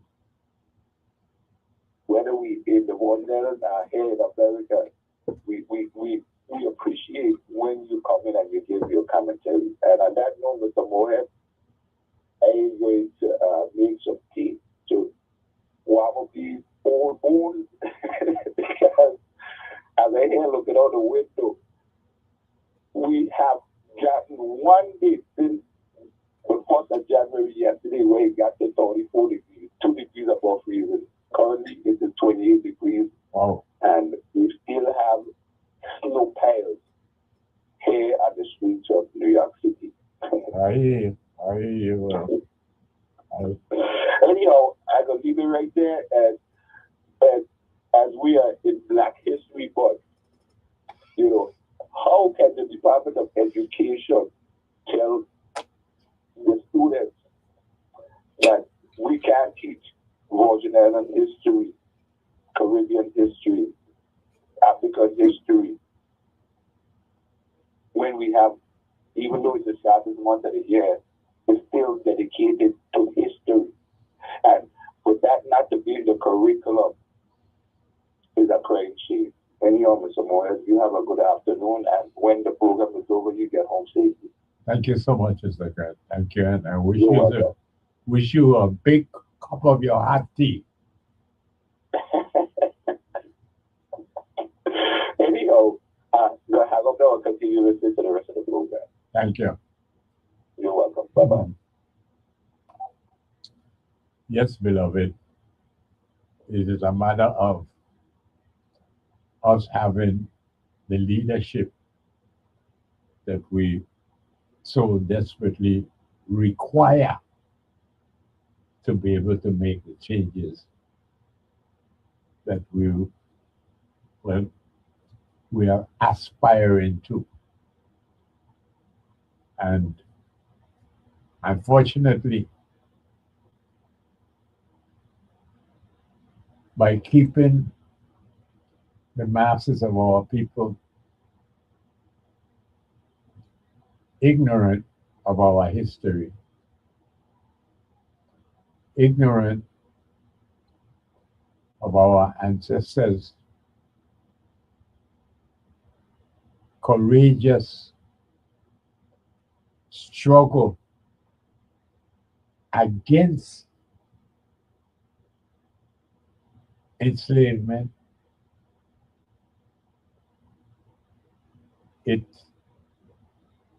it should speak to us in a loud voice that we are indeed qualified to once again lead the Caribbean region forward. And one would say, Mario, you listen to yourself? It's actually stupidness, but you're crazy. We must once again lead the Caribbean region? Well, beloved, because it has not been acknowledged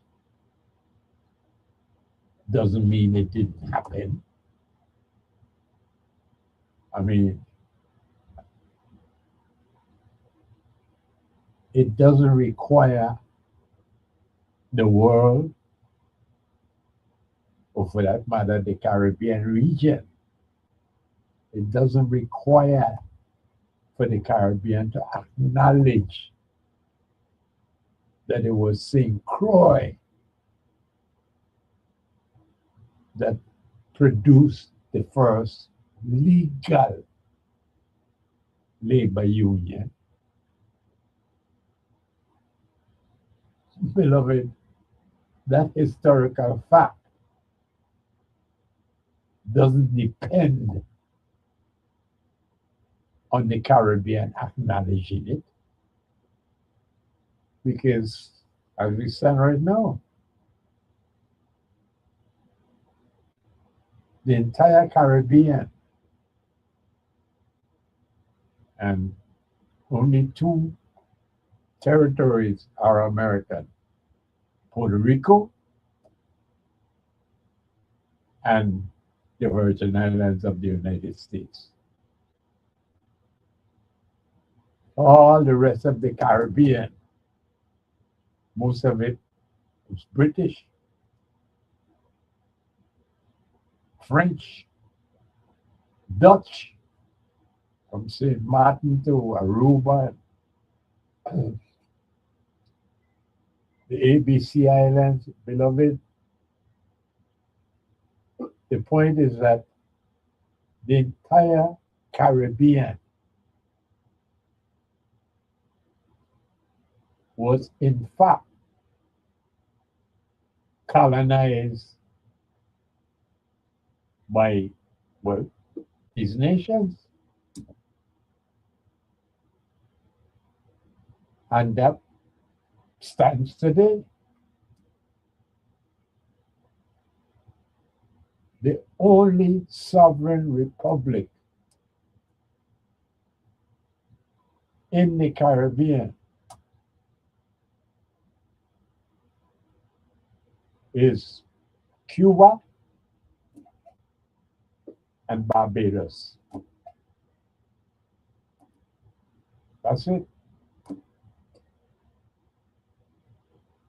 All the other so-called independent nations, be it big nations like Jamaica or Trinidad, they are part of the British Commonwealth.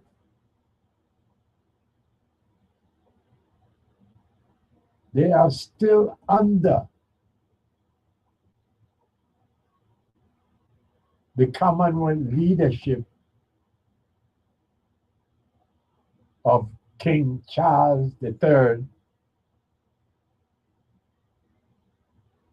in the United Kingdom.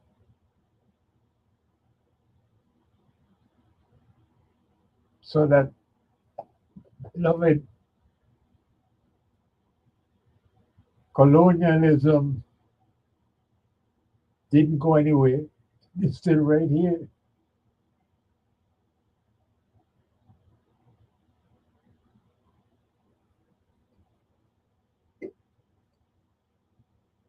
And so when we speak in terms of emancipating our minds from mental enslavement, beloved, we're not just talking about the Virgin Islands. We're not just talking about the Virgin Islands and Puerto Rico.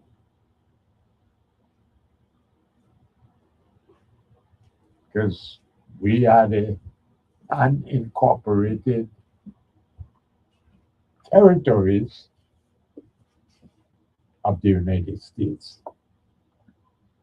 But those are just two territories in the entire Caribbean. What about all the British, the French, the Dutch? I think that's right. And so that is what we are looking at our history as the tip of the spear coming out of this 84 square mile island. And why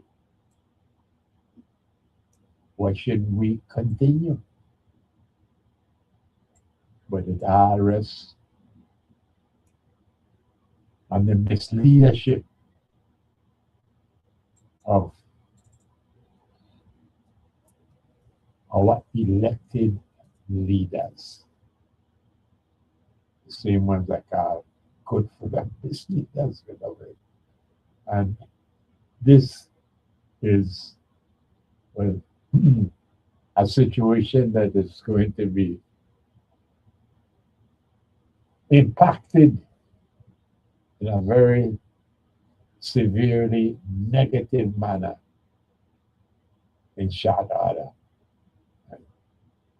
What are we going to do about it? Well, one thing, we could lick our cream because I'm sure ice cream is just so good for us. So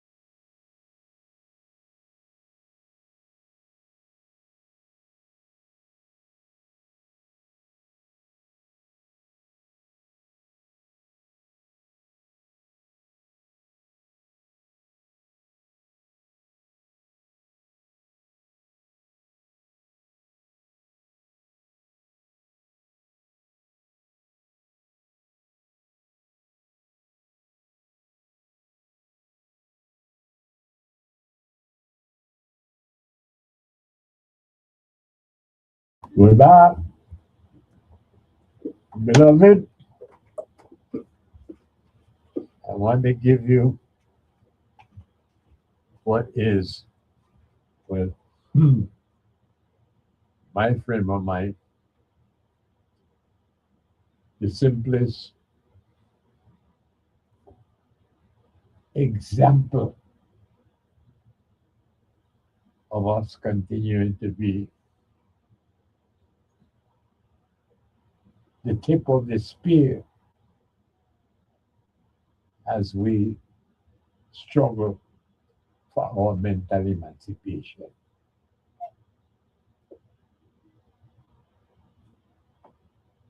Beloved, if in 1986 we had been successful, and by that I mean we successfully elected the Brian Sproul team instead of the Farley Hatch team. Beloved, we would at that point done once again a momentous change in our mental enslavement. What I mean by that is that Bob Bryan would have never accepted the chain of office, but Bryan was going to put that chain around his neck with 7 colonizers and 1 the Brandenburg's slave traders. He just wouldn't. And so that would have been, you know, an inflection point right there. Go straight, go straight. Good afternoon. Yes, good afternoon, Mr. Morris. Welcome to you. Good to hear your voice, man. How you doing? Welcome. Yeah, it's been a while. But I was listening to you, and you said only 2 countries in the Caribbean is sovereign, and I would put a question mark there. For what I experienced with President Trump, I think that's just a, like an international nicety in terms of sovereignty for what is taking place. Okay.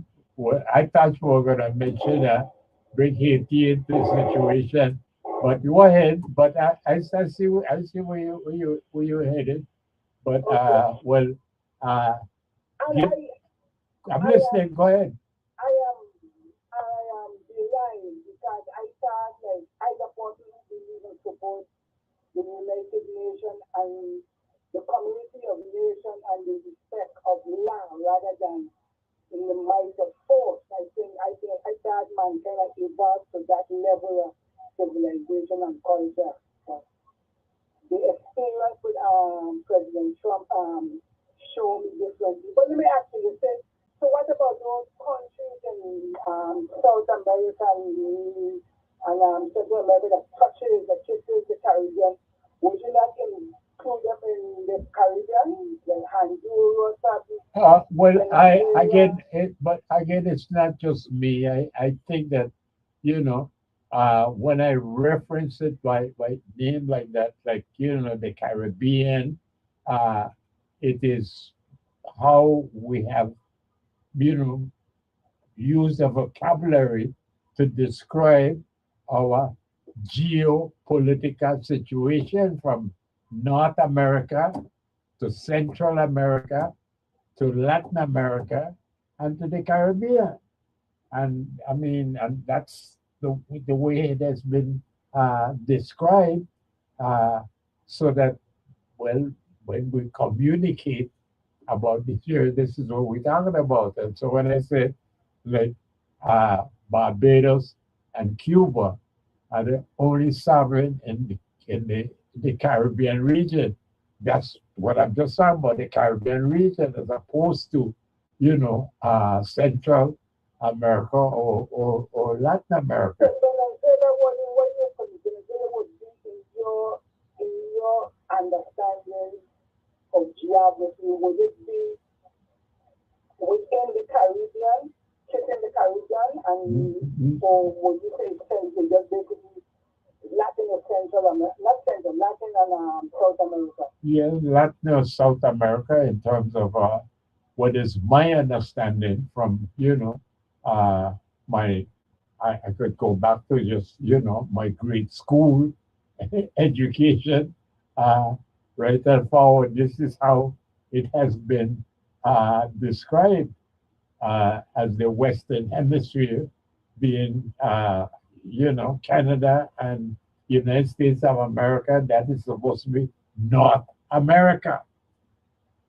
And then what they call it, well, Well, another name for Central America, they call it Mesoamerica, right, you right, know. But right. nonetheless, this is what they use, and so when I am speaking about it, I to be able to, you know, have my beloved others understand me, I have to use the same uh, distinctions, delineations of nations as is commonly held, well, by one and all. But in pieces of the doctrine of the Monroe, how would that have to fit in if you would say hemispherically, right? The thing like Well, the but here, that's the thing right there. You know, because now it's we inclusive of all of those South American.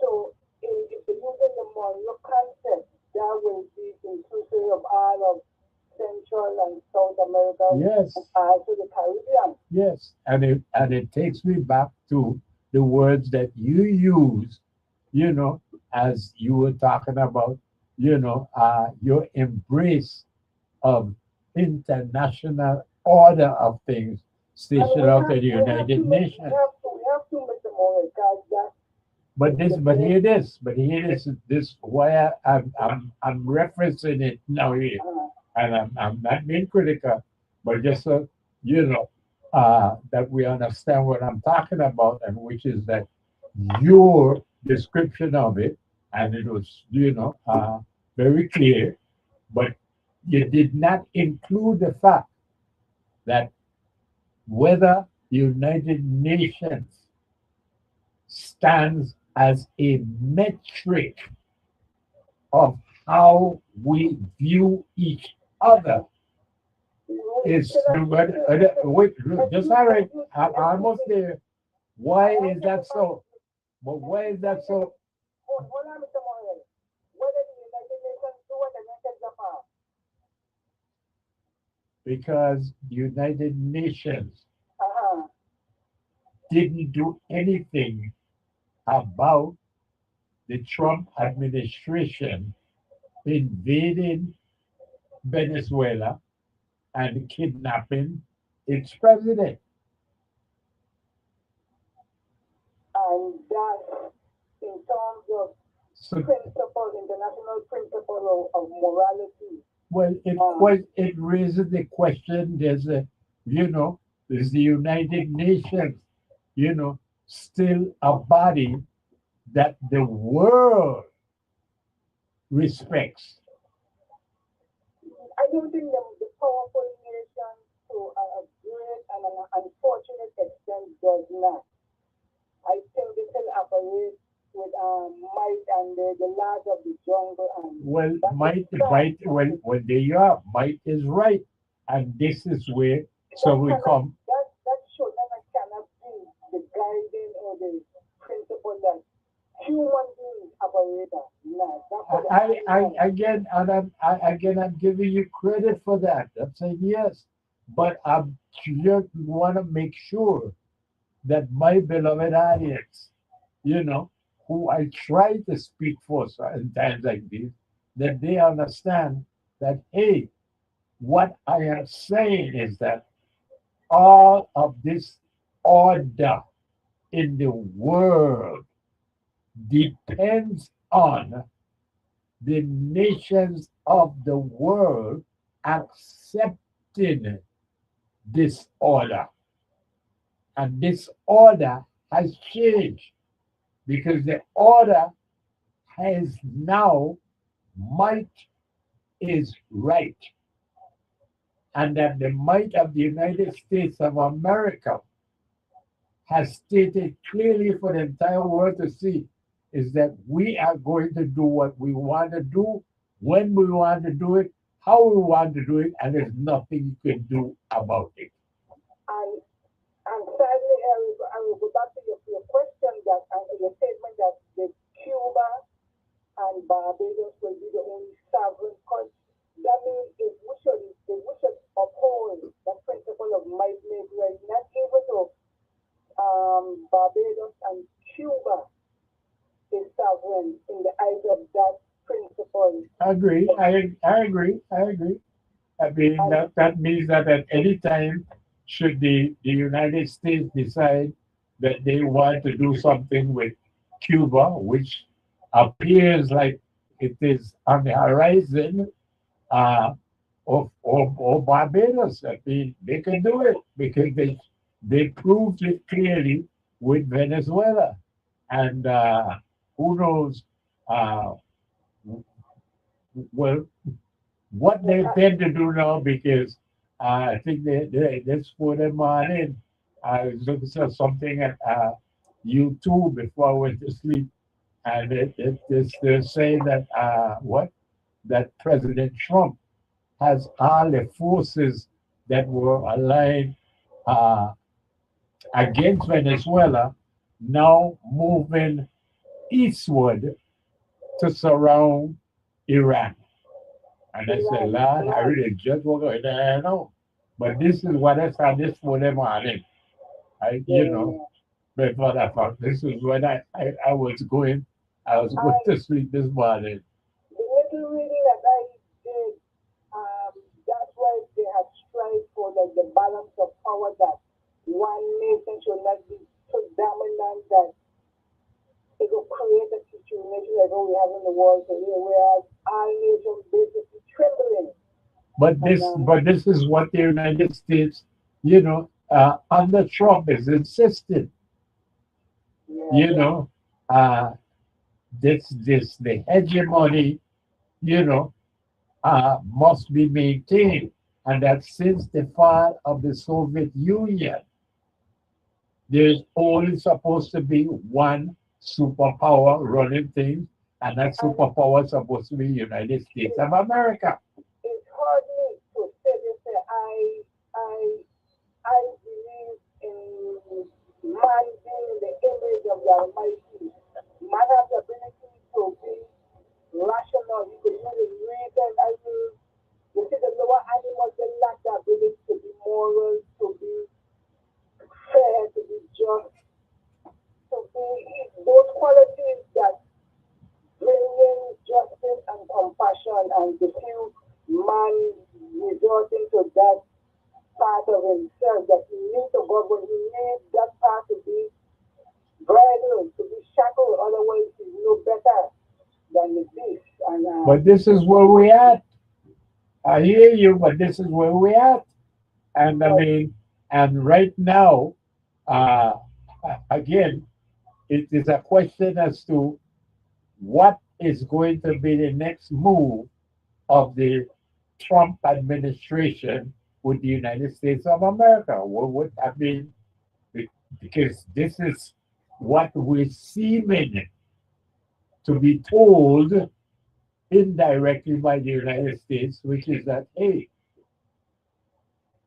and our brother, leadership, our leadership in the world is being threatened, and we're not going to stand for it. The United States runs things, and we are going to prove to one another that the and United States runs things. within this dark shadows that kind of covered my environmental and emotional outlook, the fact is that like the democracy and the people, they select the executives, the senators, and the representatives.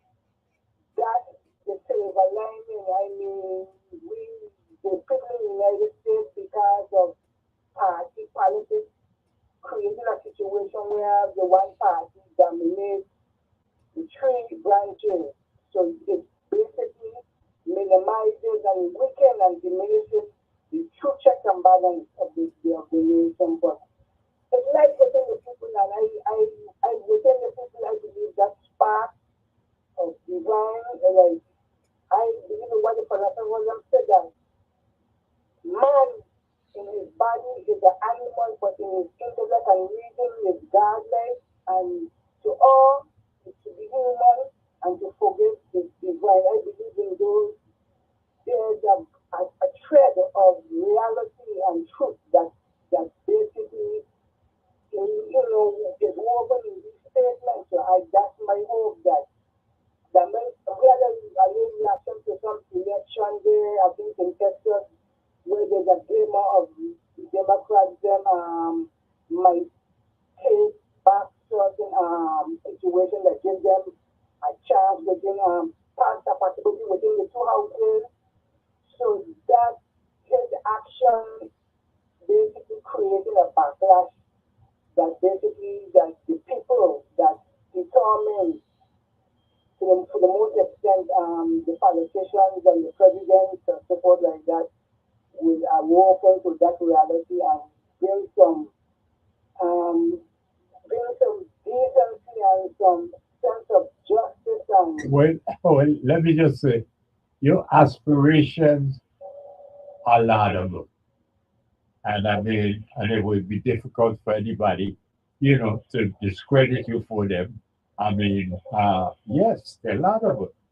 But the reality is that this is 2026, and there is a very significant thing going to be happening in what, about 9 months?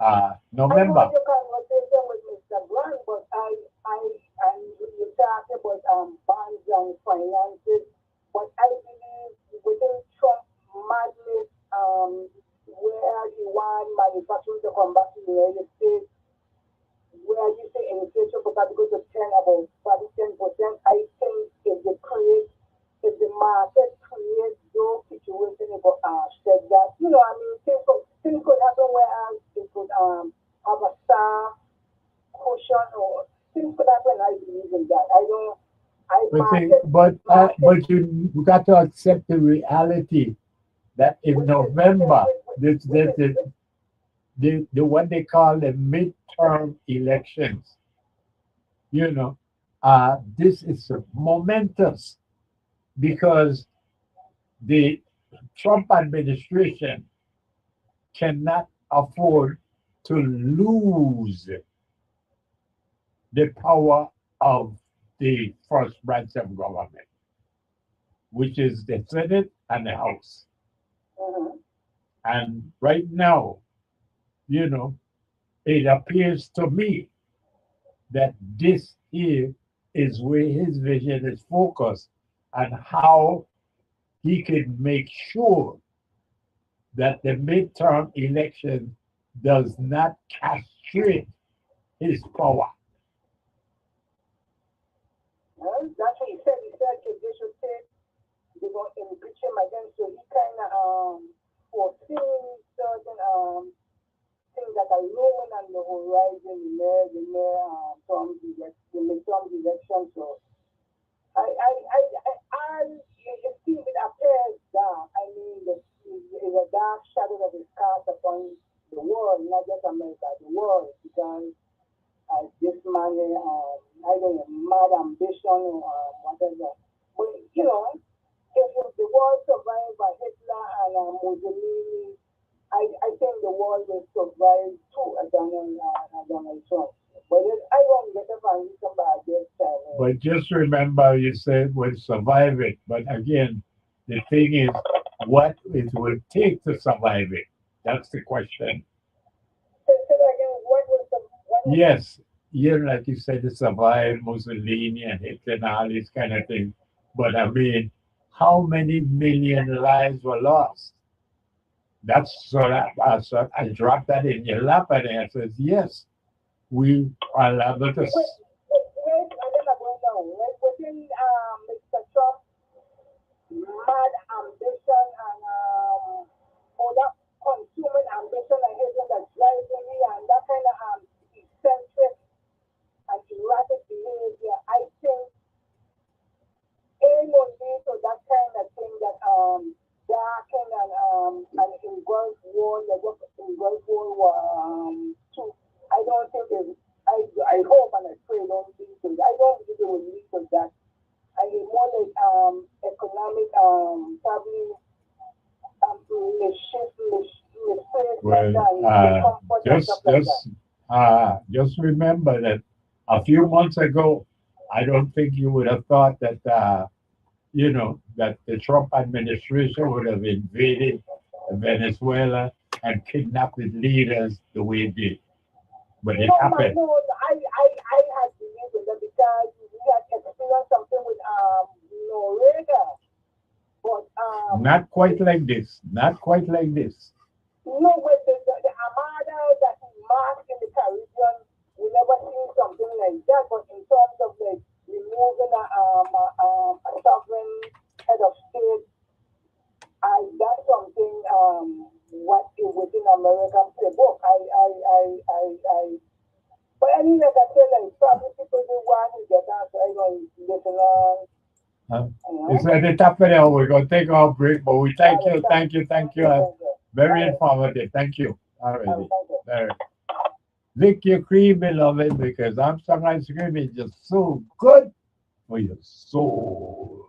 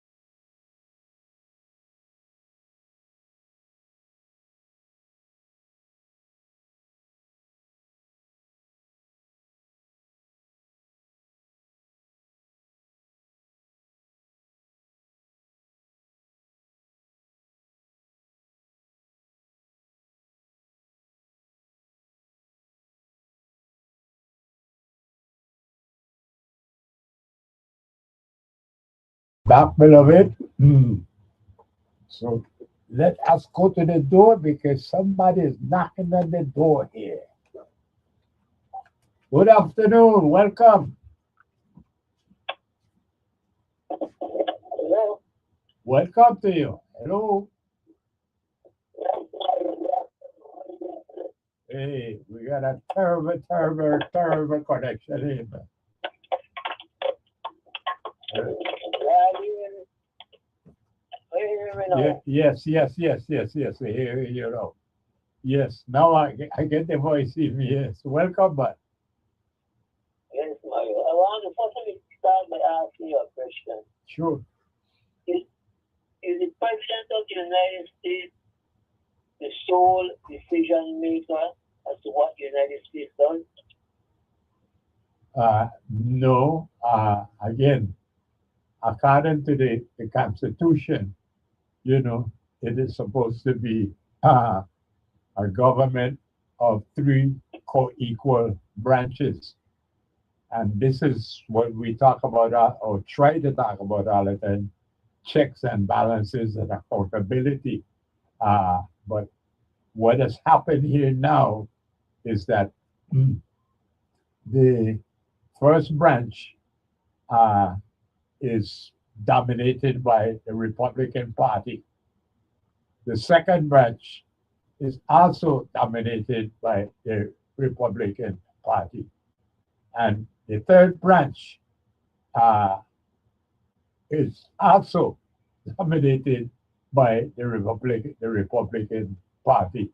So that there has been, well, a coming together of conservative forces that make it seem that the chief executive, the second branch, the president of the United States, you know, is like, big strong man dictator, uh, do whatever he wants, whenever he wants, however he wants. And that's because all of these forces come together under well, the mantra of the Republican Party and the conservatism that they display, which is really trying to do something about the browning of America. And whether it's to, by saying, well, like, we got all of these immigrants that are all criminals and rapists and whatnot. But the fact of the matter is that uh, they are ensuring that the majority of the population in America is very soon going to be non-white.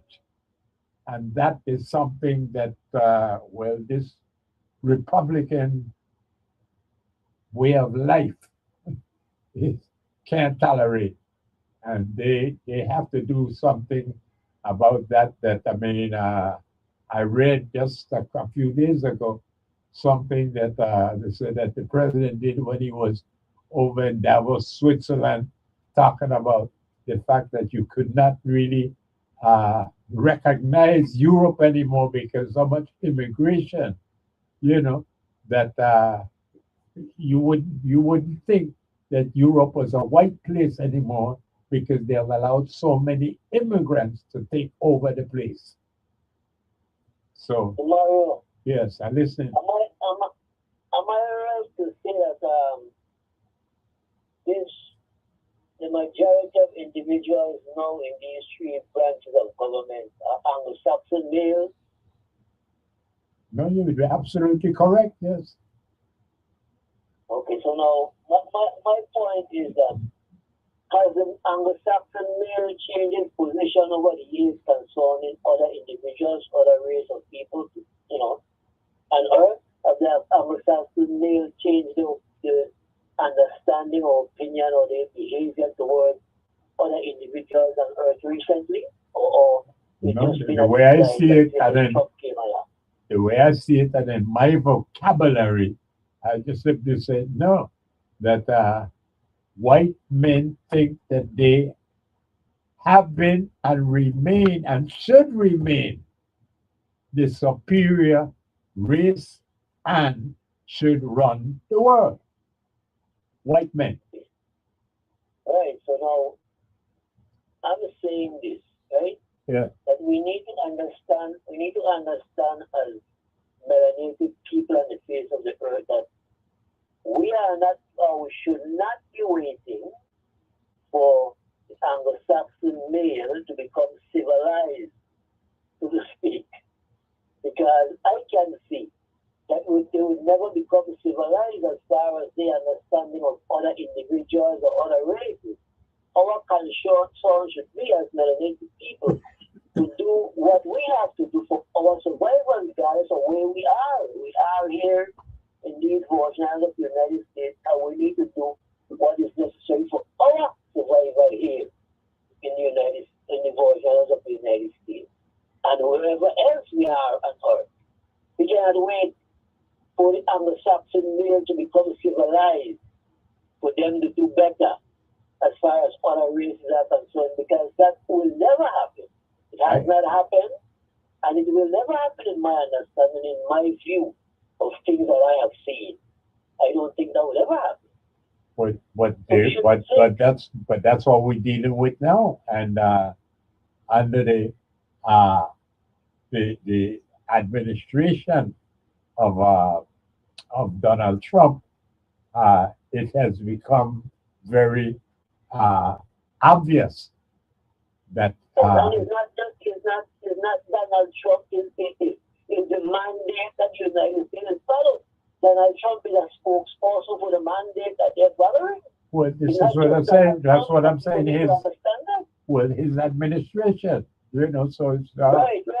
we just need to, the matter of vocabulary and what label to put on what and so forth. But the fact of the matter is just that white men, have decided that things had not been going their way, and they need to put things back in order where they remain in control.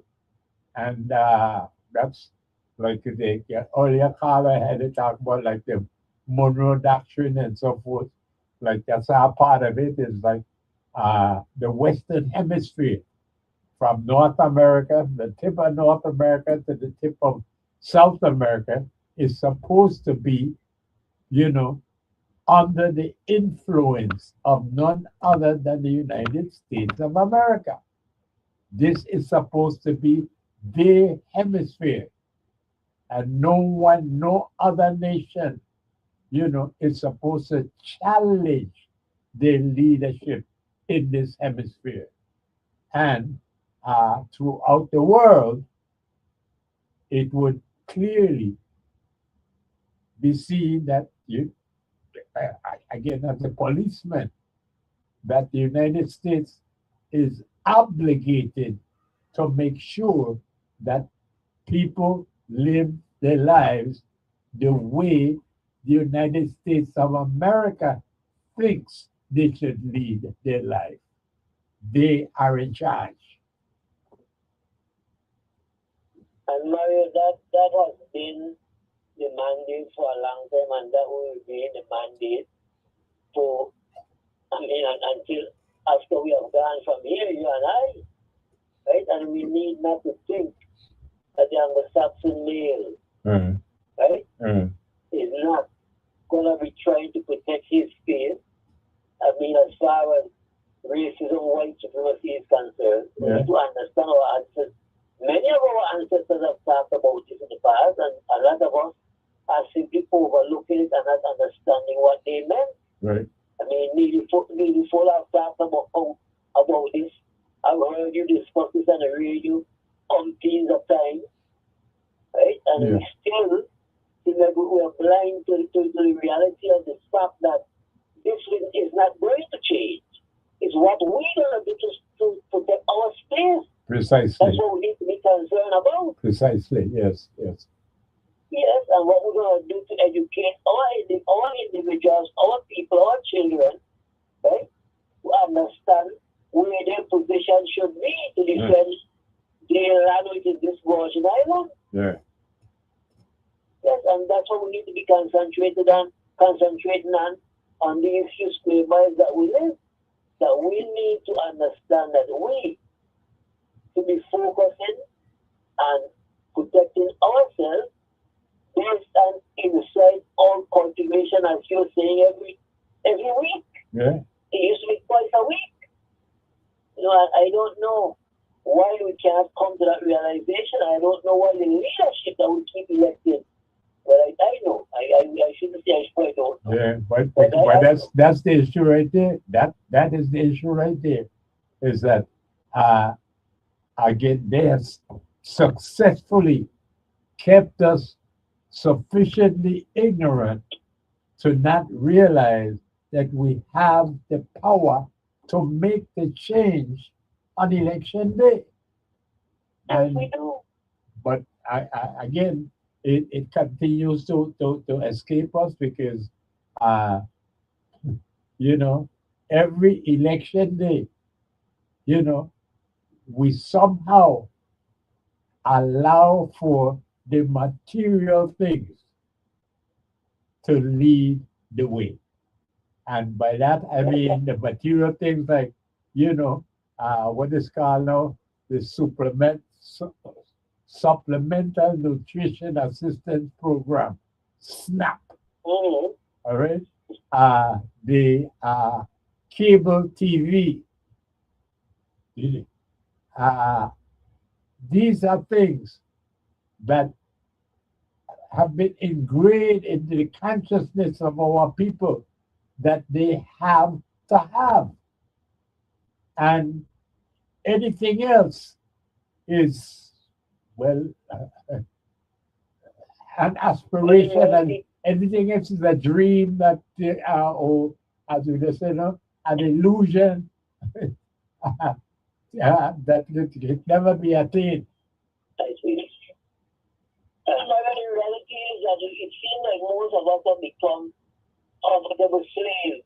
Yeah. To these things that you have just mentioned. Yes. Now we don't realize that a man has to be able to take care of himself and his family, and an extension, the government has to be able to put things in place to maintain and to take care of the individuals that have put them in power to do such. And I don't know why the people don't realize that. Well, and unfortunately, that is the issue right there. That is it. And I mean, I call them good for unmislead us or whatnot, but again, they're the ones who provide, you know, the Supplemental Nutrition Assistance Program, the food stamps. It's the good for unmislead us that, you know, that convince these people that, hey, well, if you don't want a food stamp, if you don't want your cable TV, well, vote me out. See how you gonna like it then. You know, but that's the reality we're living with. It's a serious situation here in these borders. Yeah. I'm hopeful that this 2026 people will realize, because so many things have happened within these past 3 days here in the Virgin Islands, and I don't know how much more we have to see to realize that we need to make a change. Well, I really don't. I don't either, son. I don't either. But again, I see it getting worse, not better, and that's the unfortunate part of it. Right. Pardon me, sir, again, what? Right. Oh, well, but that's just it. And here it is, you know, 2026, from the perspective of the United States of America, is midterm elections. And they have to do whatever they have to do to continue the way they've been going. From our perspective here in the unincorporated territory of the United States, it is general elections, meaning governor, lieutenant governor, delegate to Congress and 15 senators. And again, what are we going to do? Because But I'm hoping that the voters this year see it necessary to make some figures adjustments to this government. Because we cannot do the same thing over and over and expecting changes just to represent parties. So we really need to step forward, and individuals who don't participate need to get involved. but that's just it. I mean, it's right in front of us. I mean, it's what? It's 2 weeks now. Yes, it's 2 weeks now. That they say, because this is how the story goes. They say, that 3 bodies with multiple gunshot wounds were found at the Concordia dump site outside of Frederickson. Yes, I heard about it. Okay? Now, how much of an issue was that? No, that was the issue, Mario. That's done and done. Well, there you go. This the point. Issue. In other words, the violence amongst us, between us, And continues to increase to the point where, I mean, it's just expected.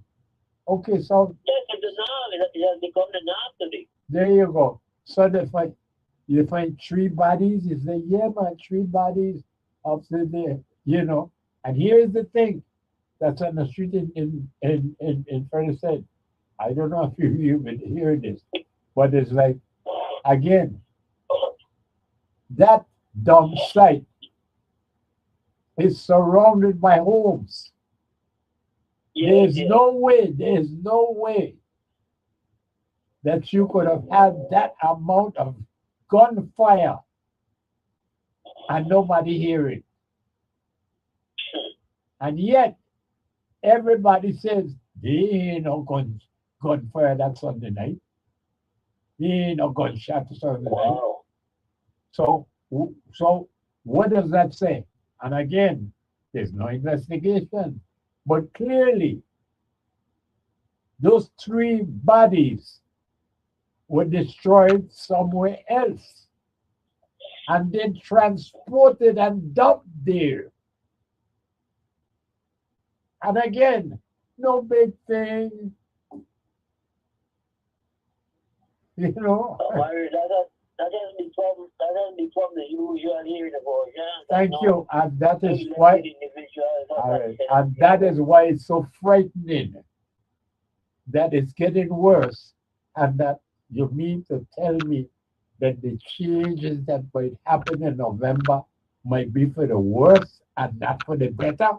And you see, you tell me what indicates to you that things are changing for the better here in St. Croix or in the Virgin Islands as a whole. You tell me. I've not noticed anything, Mario. Believe me, I've not noticed that anything would change this 2026. I'm hopeful, but I've not noticed, and I can't say concretely that I know that things will change. I haven't seen that. But that's where we are. Because everybody just going around nonchalantly, and it seems to be like it's going to be the same thing come November. Yeah. I'm hopeful that it's not. I cannot say completely that anything is going to change. Because the people seem to be in some kind of deep trance near the Virgin Islands. I know. Well, again, I kind of try to identify the trends for you. They call it food stamp and cable TV. And as long as they could get that, they're good to go. They ain't worrying about anything else. No? That's terrible. That's bad. It's terrible. But that's that. Thank you. That is where we're at. That is where we're at. Imagine that. So, that's a terrible state of affairs in the world. All right. Terrible. And as when campaigns start, right after Carnival, is when it's get heated up, which would be, by middle of the end of May month, this is when you know, politics start hitting the airwaves and things. And again, you're not going to be hearing anything about violence. You're not going to be hearing anything other than how many cruise ships did we get this year? Did we get more than last year? Are we planning to get even more this year? You know, uh, that's about it. Because again, we are a tourist destination, and as long as that violence. Say what? We cannot eat tourists. No, we can't eat tourists, but we are somehow believing that if we don't take care of tourists, we are going to be on the menu. And But so, Mario, the reality is, right, we live in the Caribbean where it is all year round sunshine and beaches. We yeah, don't have to promote tourism. We have to take care of ourselves. Who wants to come here will come here regardless. well, So we don't have to promote tourism the way we do. We need to be able to take care of ourselves. Tourists going to come here regardless because of the location, but we need to be able to take care of ourselves, which is the first priority and the most important thing. well, you sounded like Mario with inside out cultivation, but you tell me, Mario, you tell me which of the 15 senators that we have in the legislature thinks that way. well, I would say none because Well, there you go. no policies have been introduced by none of them to make sure that happens. Right. And that's what we need. We need policies to be introduced and to be carried out to make sure that that happens here in the Voice Island. Right. That's what we need. So, And you know, Mario, I'm telling you, you have a good afternoon and watch the weather when you're going down the road. It's really wet outside. yes, indeed. Thank you, but All you right, stay thank strong, you. stay strong. All right. Uh, and yes, beloved, well, we are fast approaching the Crucian history question time. And so, again, what can I tell you other than that, beloved? We all wish, hope, and pray for a change, for things to be better. But we have no factual information that points to a hopeful change in November. No factual information is there. It's just more of the same, more of the same. And beloved, we can't need tourists, but they tell us that if we don't have tourists, we will be on the menu because we won't have anything to eat at all. They say it is because of the tourists that we do have something to eat. And unfortunately, that is our reality. And beloved,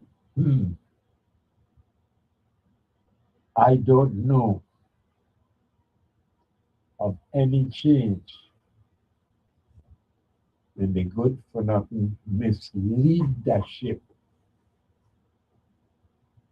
that has been controlling the politics of the Virgin Islands. Sad, but it's real, and it is the truth. And so, let's get ready for our Crucian history question. And let's take a break and do that. Uh, can we take a break? Uh, let's do that. And when we come back from the break, beloved, it's crucial history question time.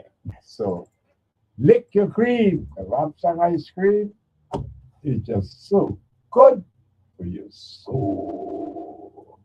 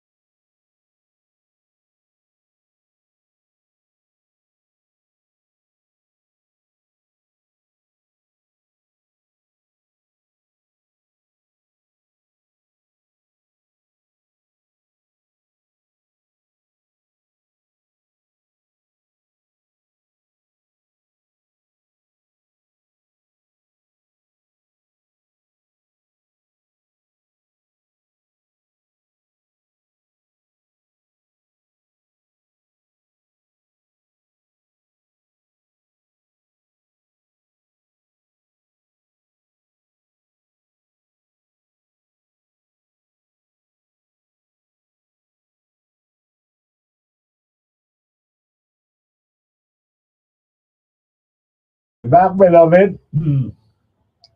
And that means it's time to make room for all this years. She will take over center stage. That's beautiful, Aisha.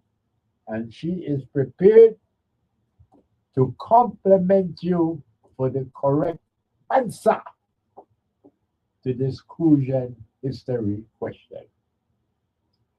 Beloved, you may or may not have heard, but it was towards the end of the program last week that a familiar voice asked if we could have a question as to when it was that we started using American currency, American money, because it didn't happen in 1917. when the United States bought these islands from Denmark, who were still using Danish money. So I said to her, I said, but we had that question already or no? We had that question. We did? I said, yeah. Well, I don't remember it. I said, but I'm pretty sure that we did. You know, well, I think that we need to ask it again because I don't remember it, and I believe that a lot of people, you know, uh, would want to hear it. I would want to know when it was that the American money replaced the Danish money. Was we just said, when did U.S. currency take place over the Danish currency? Since it didn't happen in 1917 when the United States purchased the islands from Denmark. When did it happen? Okay, so I told her voice I would actually bring the question back today. So here we are today, but because I am pretty certain that we had it before, I am going to add a little thing to it.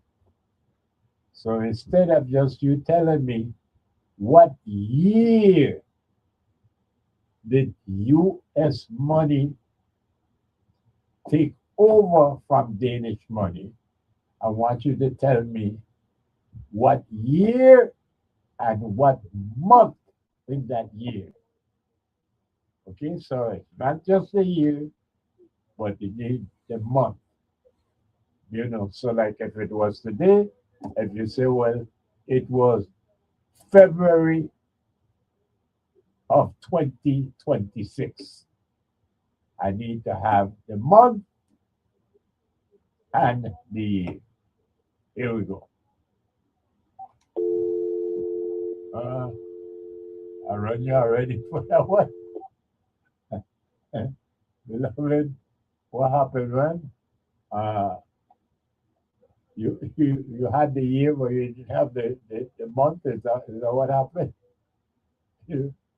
But uh, beloved, that is the crucial history question for today. Please tell us, when did the U.S. money, the U.S. currency, the U.S. dollar, when did it replace the Danish money, the Danish currency, the Danish krona? When did that happen? We need to have not just the year, but the month and the year when that took place. When did that happen? And I guess she was right because, beloved,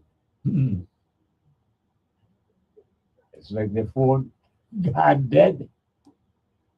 You know, nobody seems to remember. But again, I think that you remember the year because that's what we did it before. You know what year it was. Well, the thing is, for you now, you gotta tell me the year and the month. Good afternoon. Good afternoon. Yes, want to know now. So, when did the U.S. money take over? What year and what month in that year? Okay, let me take a try at this. Sir. 1932, and the month was April. April 1932. We and come again. Good afternoon. Yes, good afternoon, Mario. Let me give it a try. Yes, give it a try. Okay, let me say 1934. All right, that's a year. I'll give me the month now. Okay, I would say July. You would say July, and I would say to you, tell me what kind of ice cream you want because you are a winner. July 1934. July 1934. That is the correct answer, beloved. Matter of fact, I can tell you it was July 1st, the first day of July 1934 is when the exchange took place. So you say, woo. Thank you. Who you all give it to today? I'll give it to former Senator Board Brian. All right. Hey. All right. Okay? Yeah, write it down one. Yeah. My name is Derek Hendricks. I think that not just me, but just about half of the beloved audience know that, it is our scholar, Right. Thank you. Derek Hendricks. I just write it down here. All right. Okay. And that's about Brian. But you're gonna tell me what's your favorite flavor of your ice cream, man? All right. Now I was asking Board because he's not listening. I am pretty certain that Board listening right now. He might not call, but I'm pretty sure he's listening. All right. Well, let me again. Before you go, let me give you this information here. So I could add to your scholarly repository wherever you have it, because hey, you deserve all the credit I could heap on you, myself. But all right, the National Bank of the Danish West Indies had a charter from the Danish king, and this was for 20 years. Yes, right. And this was, in other words, if you subtract 20 from 1934, you would realize that you're talking about 1914. Right. In 1914, the National Bank of the Danish West Indies got a charter from the Danish king for 20 years. Okay. So that even though the sovereignty of the Virgin Islands went from Denmark to the United States of America, this charter, this contract was inviolate, and therefore it ran until it finished 20 years later, Right. July 1st, 1934. Okay. All right, so the National Bank of the Danish West Indies is what handled the currency. Okay. But I would be surprised that you already knew that. Right. Well, thanks a lot, man. Thank you. Thank you. Once again, beloved, let us congratulate Derek Hendricks, because he is our outstanding scholar, my son. And I could only wish that, that somebody in the Department of Education in the Virgin Islands would give him a call and ask him, listen, would like to use the benefit of your mind to build a curriculum for our students. You think you could help us? You think that that's a dream, but we could always wish and hope that one of these days they would remember Derek Hendricks and make use of you, because we need to have an outline of a curriculum for our history. I mean, what you don't think that somebody that went to school here in the Virgin Islands from kindergarten right through to 12th grade and they graduated with honors, you don't think they should be able to tell you, oh yes, it was in 1934 that the US dollar came into play in the Virgin Islands. Before that, we were still using Danish money, you know. You know that? I mean, this should be a common fact that somebody who went to school in the Virgin Islands should know. You know it. Okay. Right. Congratulations, Derek Hendricks. Congratulations to you, man. Thank you, and I always thanks for the information and enlightenment, Brother Mario. All the time, all the time. Okay, all right. Keep Have a going. good day, brother. All the best, already. And there you have it, beloved. And I hope now the good lady who didn't think that we had this before, well, that she would now know that, hey, Derek Hendricks proved me right. That yes, you know, he knew this, and it was July of 1934. July of 1934 is when the Danish krona was replaced by the American dollar.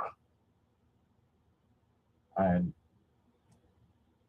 that, beloved, is the answer to our crucial history question for today. Because, well, maybe you can explain it to me better, but I just don't understand why it is, yes, why it is that a student doesn't have to be an honest student, just an ordinary grade school student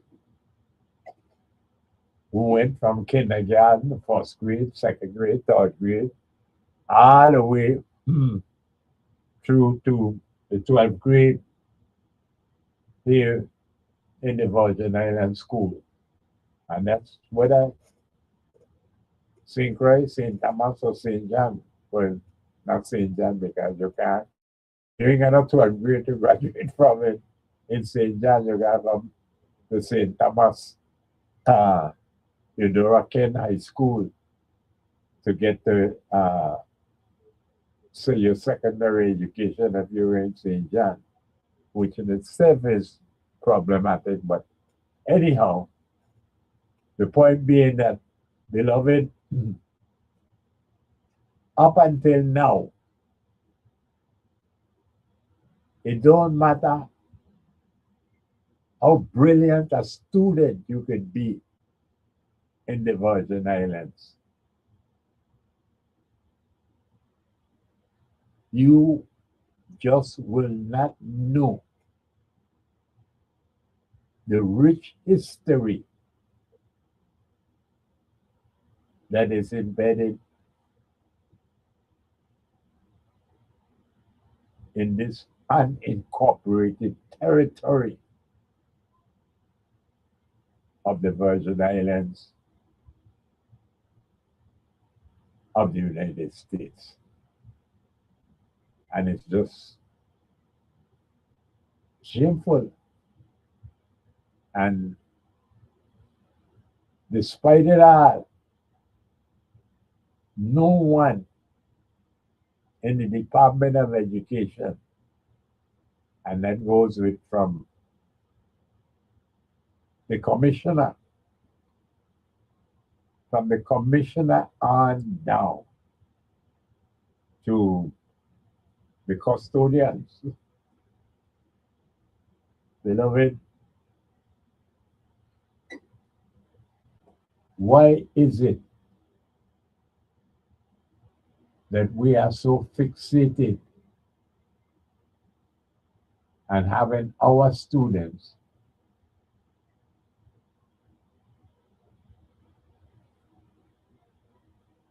replicate the curriculum that is mostly used across the United States? I mean, it's like, beloved, whichever state that you happen to live in and therefore go to school in, go to grade school, beloved, this is the curriculum of the Virgin Islands school system.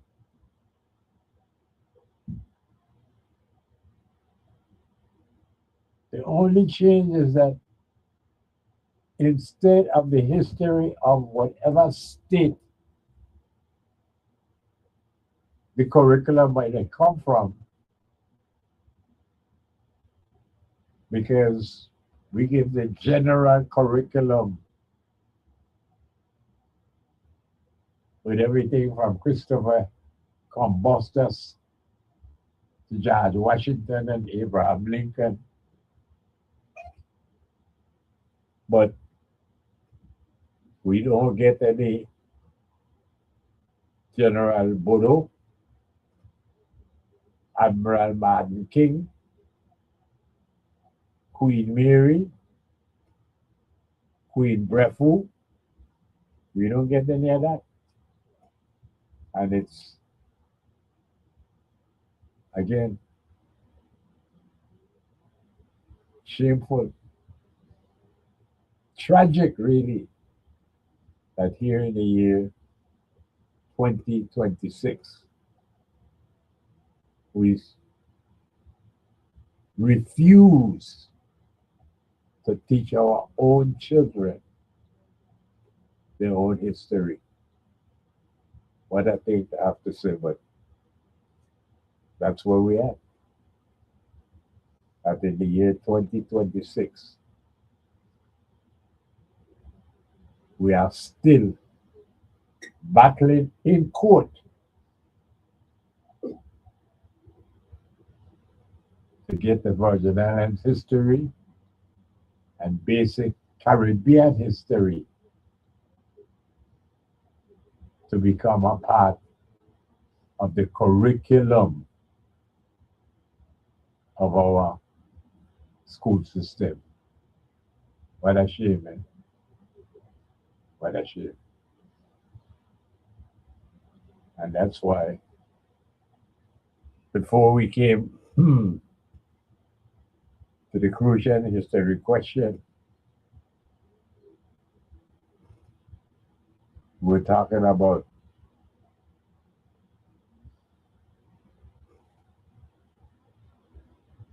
what are the possibilities of a change coming to the Virgin Islands this November.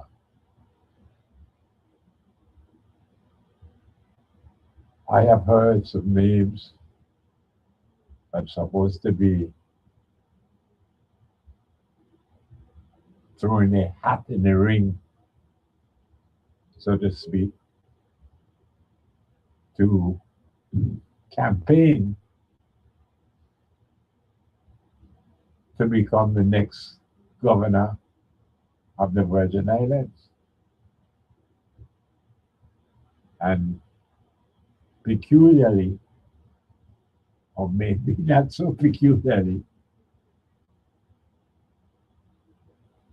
things like the history of the Virgin Islands being taught in school, like that's not an issue. That's not an issue that would be part of the campaign to decide who would be the next governor of the Virgin Islands. I don't know. Matter of fact, I've heard much more conversation about that issue that will seems to have gained traction in the Virgin Islands. But unfortunately, it's not about teaching the Virgin Islands history, but maybe it is about making Virgin Islands history. Not teaching it, but making it.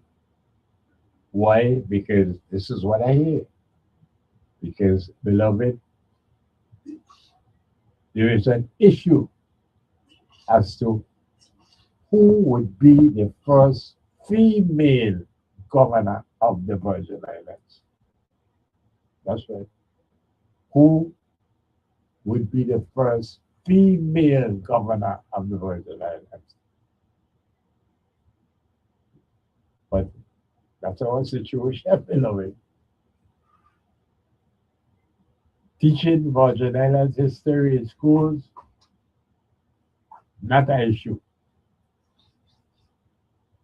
That is not an issue that you will hear the candidates speaking about as they campaign to become the governor. But you tell me, you heard it, but I definitely have heard it more than once, more than twice. But a lot of times that this November, history is going to be made in the Virgin Islands. And you say, what do you mean by that? What do you mean history is going to be made?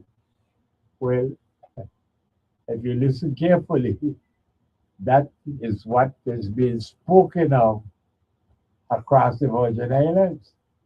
Because if I'm hearing it, and I am always behind the time of the news. Matter of fact, I get most of my news right here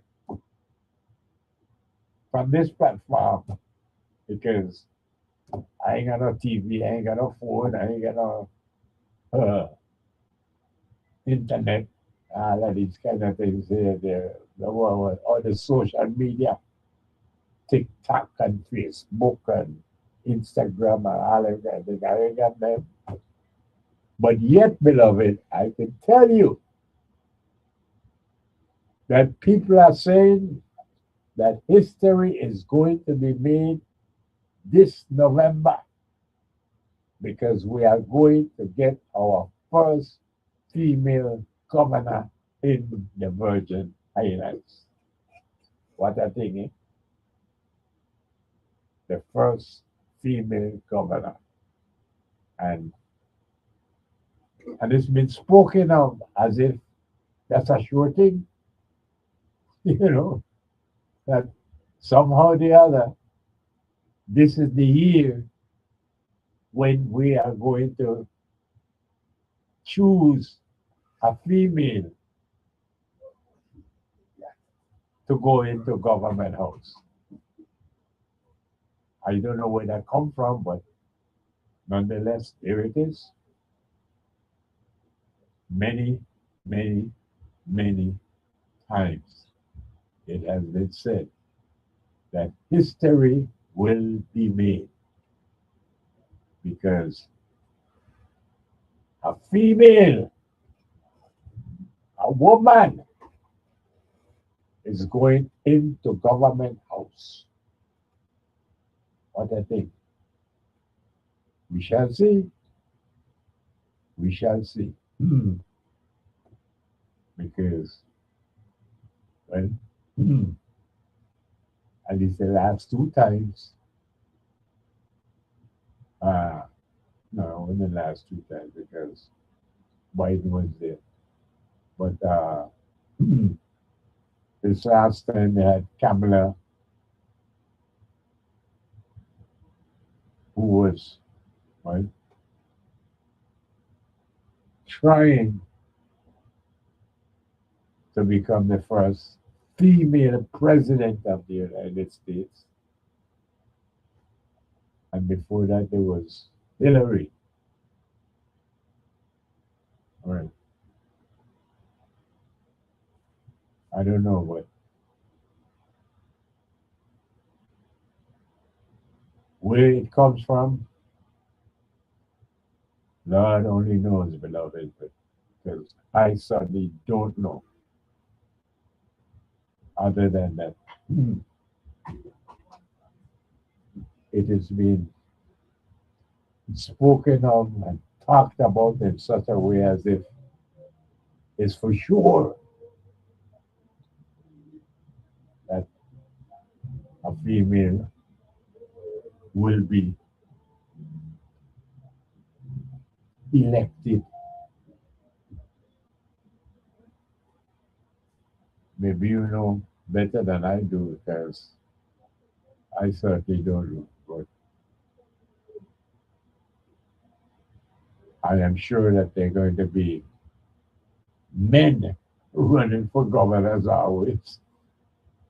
And it's not going to be a contest only for females, but we shall see, beloved. We shall see. But right now, I'm preparing to take my last break for today and come back for our last lap. So if you are ready, beloved, I would suggest you lick your cream because Amsterdam ice cream is just so good for your soul.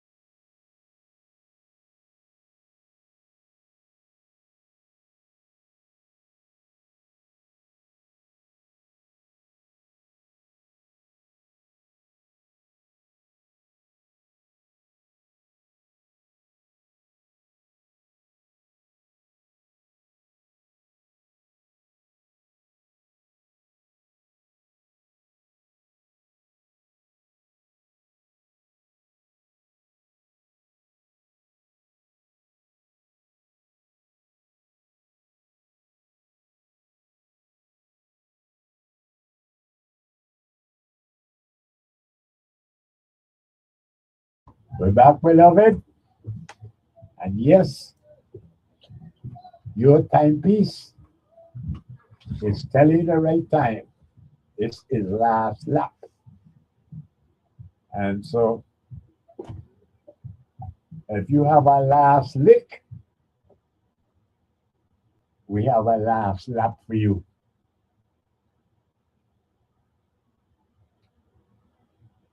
But in the meantime and in between time, beloved, want to get back to something I think I started earlier, but didn't get to finish the point, which was that back in 1986, beloved, there was a major election.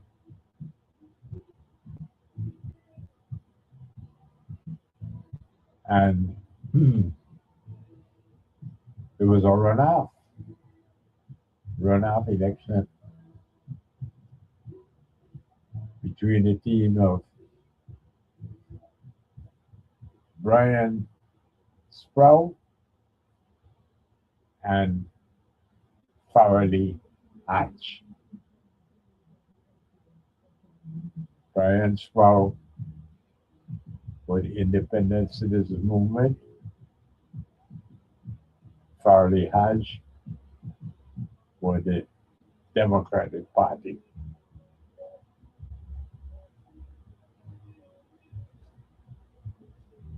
Well,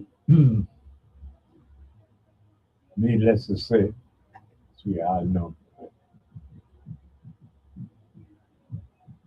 the winning team, the team that prevailed,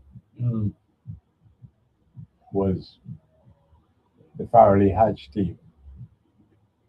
And it was, the runoff was, the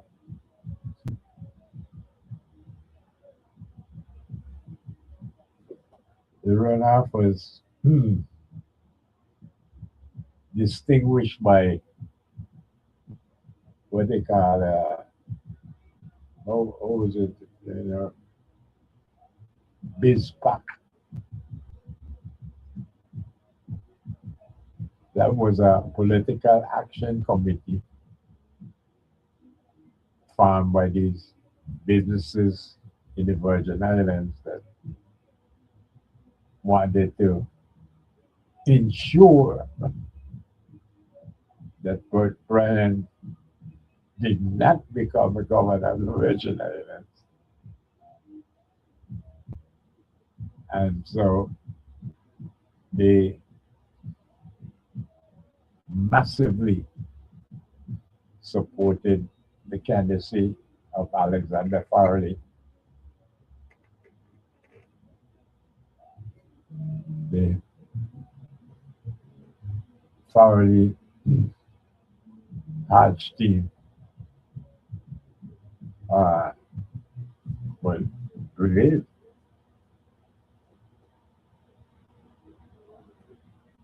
And my question was,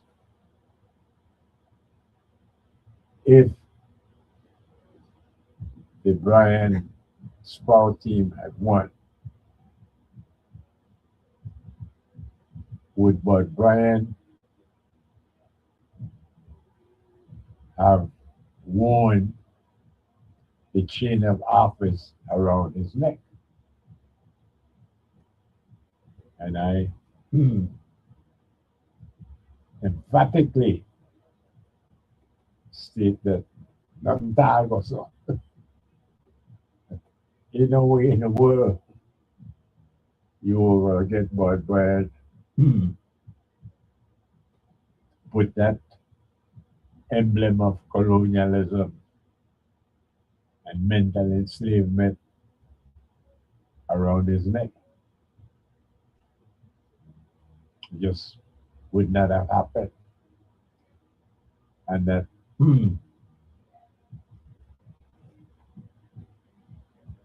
today,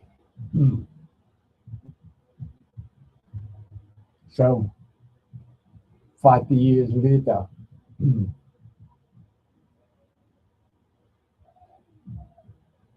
we have this chain of office still being an issue as well. Governors of the Virgin Islands continue to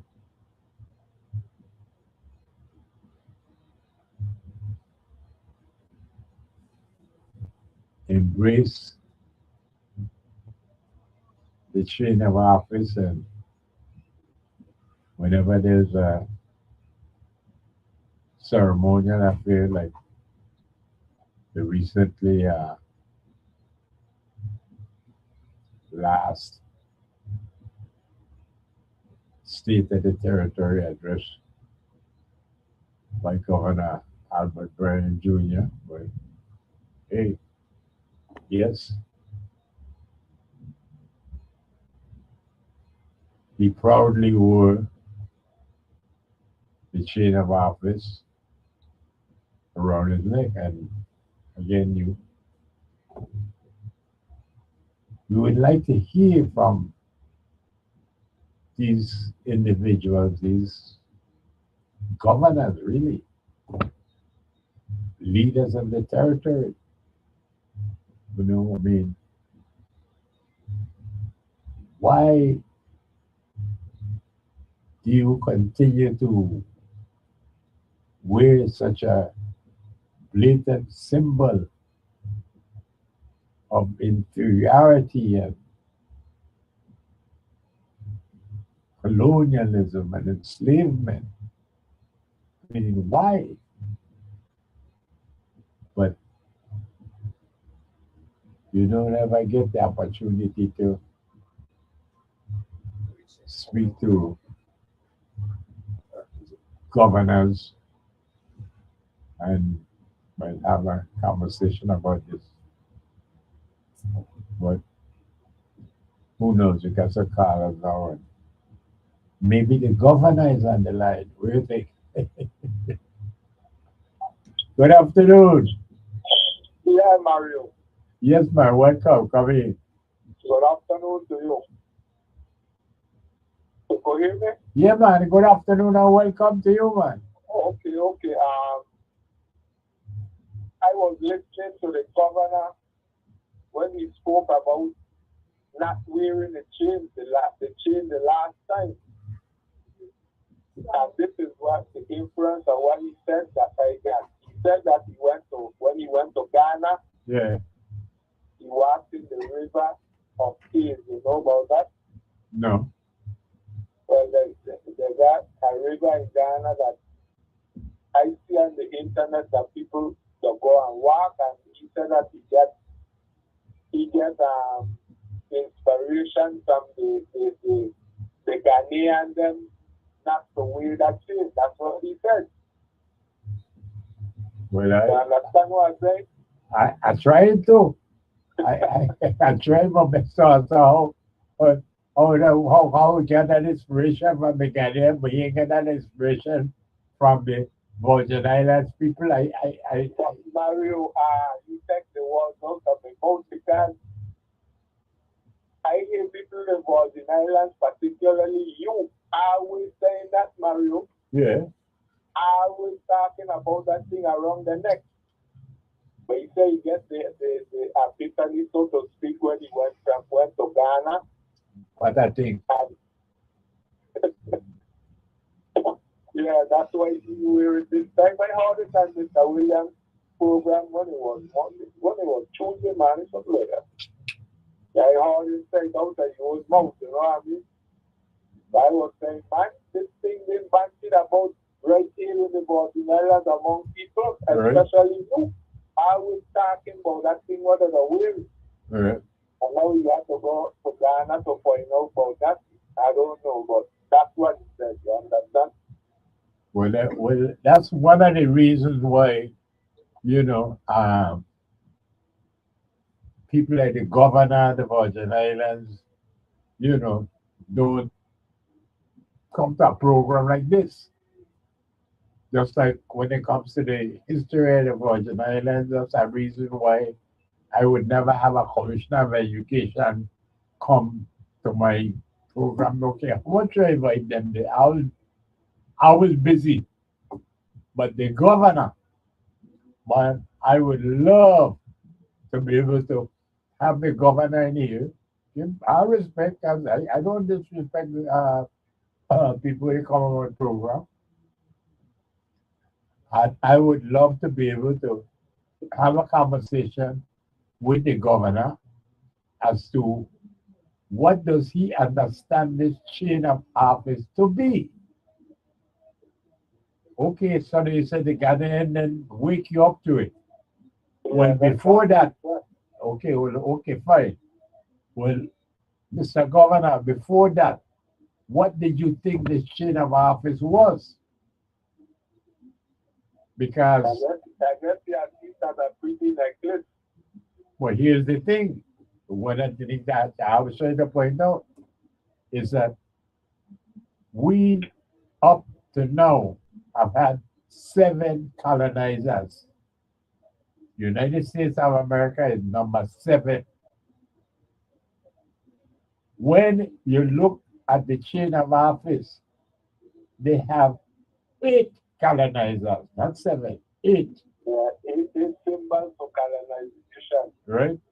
And I say that they make it 8 because they wanted to have balance, symmetry on the thing that would be, resting on the chest. Will be 3 on one side and 4 on the other. So to make it balanced, to make it symmetrical, they invent colonizer number 8. And what I would have liked to be able to ask the governor says, Governor, number 8 happens to be Brandenburg. Who were the Brandenburg as governor? You think he'd be able to answer me? No. Mario, these people don't know nothing about what we have been talking about here and Tuesday. No, these people don't know. But I got you. I got you. But what I pointed out here now is that you put it on your neck. You wear it. You ain't just anybody. You're the governor. You are the governor of the Virgin Islands. And you mean to tell me you would put on things that you don't know, you don't understand, but because they tell you put it on, you just put it on? Mario, how much before this is number 1, number 8 or 9? No, he's number 9. Number 9. 8 before he do it. Yeah. They don't know. They don't know. They don't know. They're ignorant like a fool. They don't know. But Lord Harry, the judge, I mean, that is the state of our condition here in the Virgin Islands, that our governor, our head of the territory, don't know what he does be putting over his neck at ceremonial occasions, like when he given the state and the territory address. That you could now tell people, you said this was on the radio. Mr. William show when it was Tuesday morning, I think. No, man. Monday. Today's Tuesday. Okay, yeah. Yesterday morning. Yeah. Because I know a couple of people, that I run into yesterday, tell me, that they was talking about the chain of office. So I know, yes, it happened yesterday morning. But here is the thing. It's like, well, how did these Ghanaian people get you to see that you should wear it? How what did they tell you? But the Ghanaian trip coming to the conversation when he was talking, that's what he said. I don't know. way But back in what? the river of tears, where the slaves used to have to walk in to go to some place to some place where they used to go so that they could get on the ship then. That's what it Yeah. said. But again, you know, and this is not something that's from now, but Lord Harry the Judge, this is number 9. How is it that I have been on the radio all of this time, been different radio station because, you know, matter of fact, I've been on every radio station in St. Croix, everyone. I mean, how is it that I never had a governor as my guest? Why that don't happen? I mean, I saw stupidity, or I just saw sort of radical, militant, crazy man. Why this? Why they? Now you're not scared of you, my son. I'm telling you, that's scared of you. What I don't understand. Listen, Mario, when it comes to history, this is how I see how most governors of the Virgin Islands as guava, pineapple tart. That's history to them. you remember that? Yeah, guava, pineapple tart. Yeah. God, boy, poor we, mister. You ain't got no more history like what a man what his name? Shamba, that's his name. Yeah, Shamba. Remember? Yeah. After you said about the island, you ain't got no history. Yeah.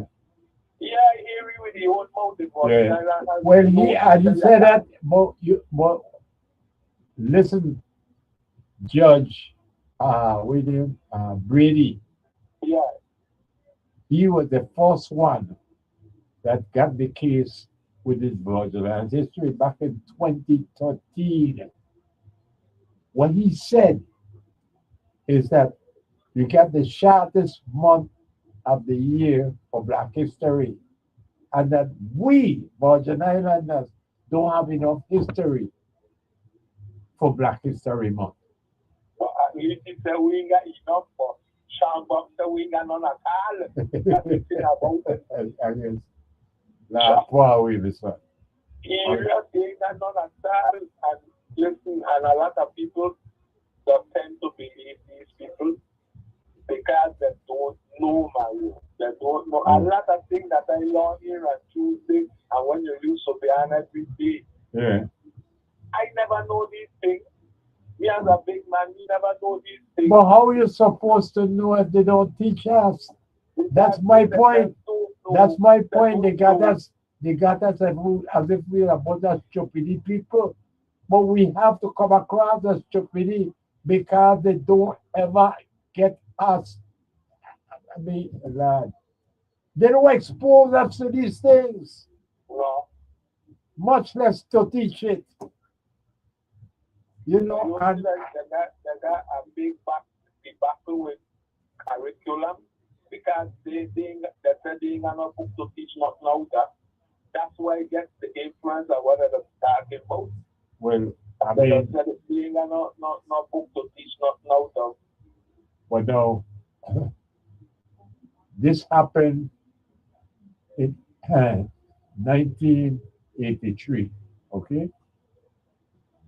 Now, they said they ain't got no book.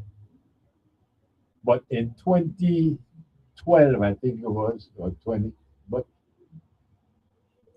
but just about 10 years ago, let's put it that way, about 10 years ago, Senator Nolan Francis got a bill passed to teach civics in the Virgin Islands schools. Civics. Mm-hmm. Would you believe that they come up with a civics book? They come up with a civics book, right? Yeah, I read it. Right. It's about, this is like a six, I'm trying to remember now, but I think about 600 pages, a big book. But in all of this year, not even 75 pages of it had to do with Virgin Islands, much less Virgin Islands history. That the civics, I get civics in school, Mario, and this civics what I learned is about U.S. civics. You know. Yes. I guess. I Three guess three co-equal branch of government. Yeah, all of that I learned. Thank you. Well, Yeah. what about the civics of the Virgin Islands history now? I don't know, Mr. Well, but the thing is, they could come up with a book. That's the point I'm trying to make here. But from 1983 to now, they can't come up with our book to teach Virgin Islands history. So how you explain that? What do Like you? I tell you, Mario, the kind of history that they know about is Guavatas and things. That's what Hey, they man. know about. Hey, that's Yeah, all that's what they know about. Yeah, all right. Okay, let me leave it that way. All right, but let me take this. I had another call here because This kind of thing where we learn about every Tuesday, they don't have an inkling at this kind of thing, Mario. Serious. it's sad. I don't It's sad. always set up. All right, but okay, my son. Right, let me, because I just realized we run out of time and I had this other car holding on here. Yeah, okay. You stay strong, man. Yeah, man. Good afternoon. Hello. Yeah, good afternoon. Good afternoon. Welcome, man. Welcome. Yeah, that's China office is a mental emancipation. It is a form of a loose marriage. That's So that we conquer you. that's what it is. That's exactly what it is. You know, and I mean, and to make it worse, you know, because there was only 7, and so when they put it on, they don't have a balance. It will be 3 on one side and 4 on the other side, so that they make a number 8. So instead of having 7 colonizer, we don't have 8.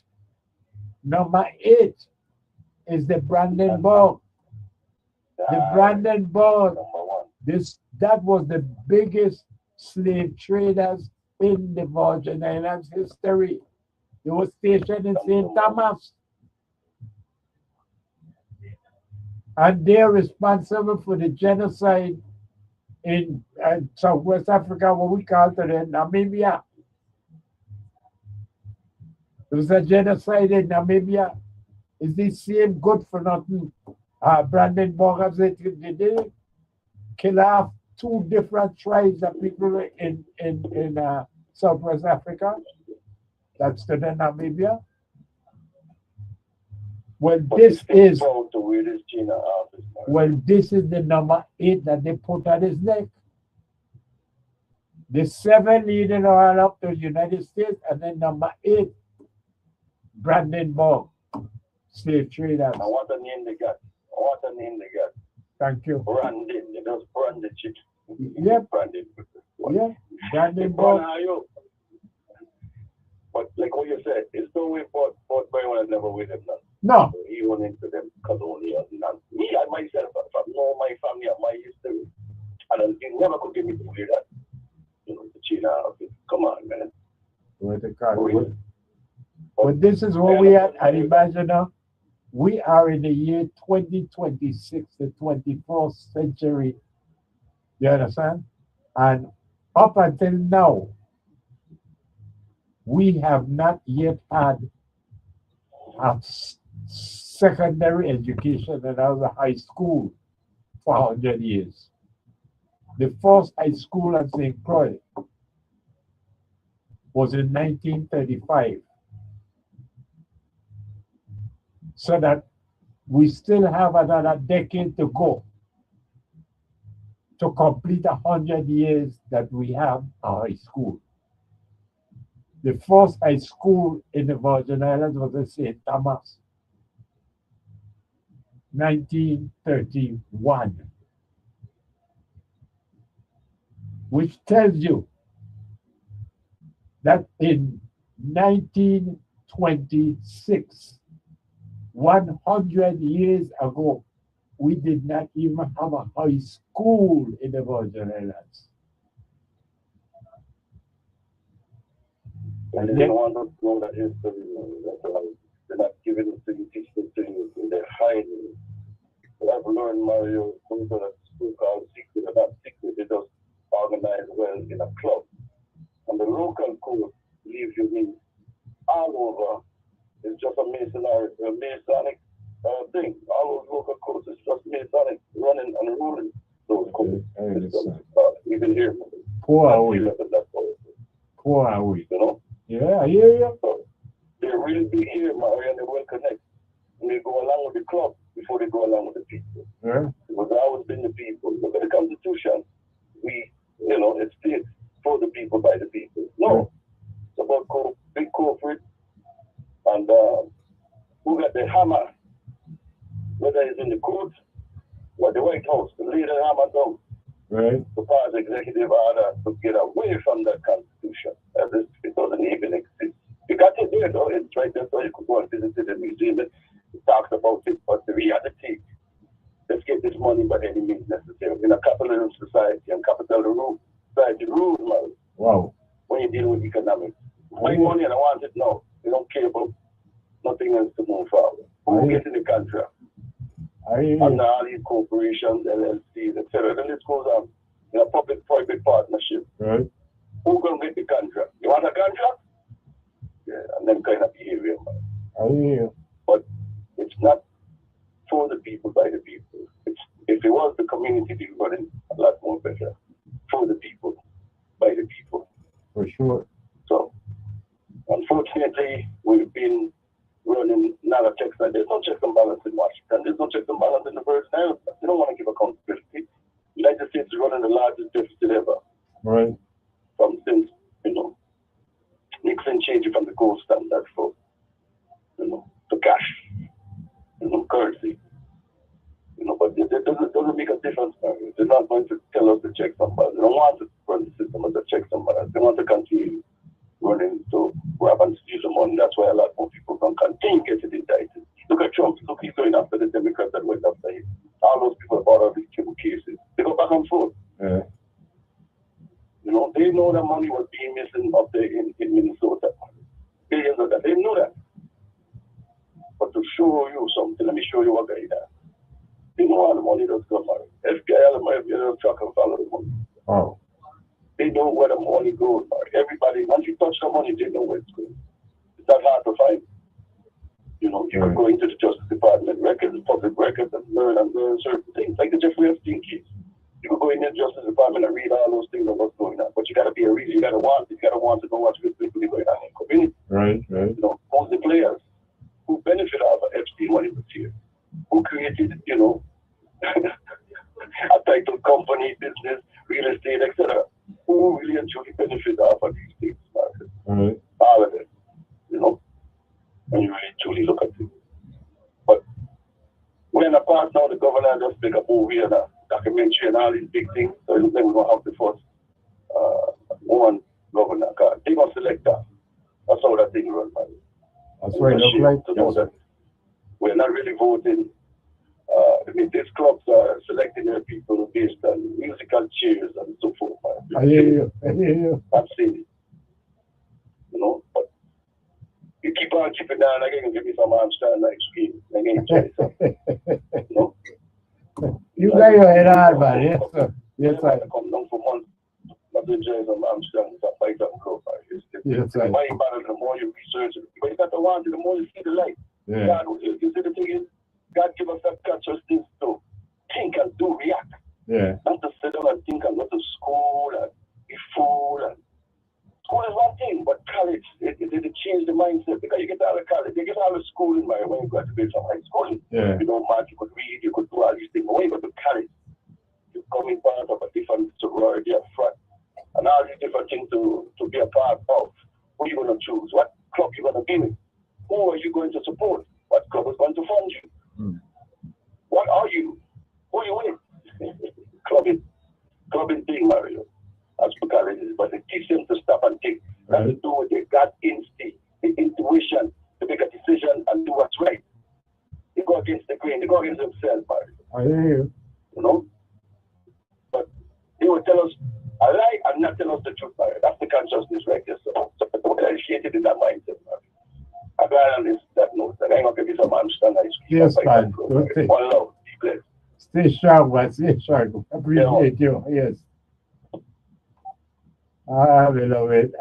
Well, this is how it comes to another end on Tuesday. And as we point out to you, we'll be here tomorrow because my one and only sister is off island, so I will be sitting in for her. So, in the meantime, beloved, make you clean because Armstrong ice cream is so good for your soul. Just always remember, it don't matter how big a basket it is.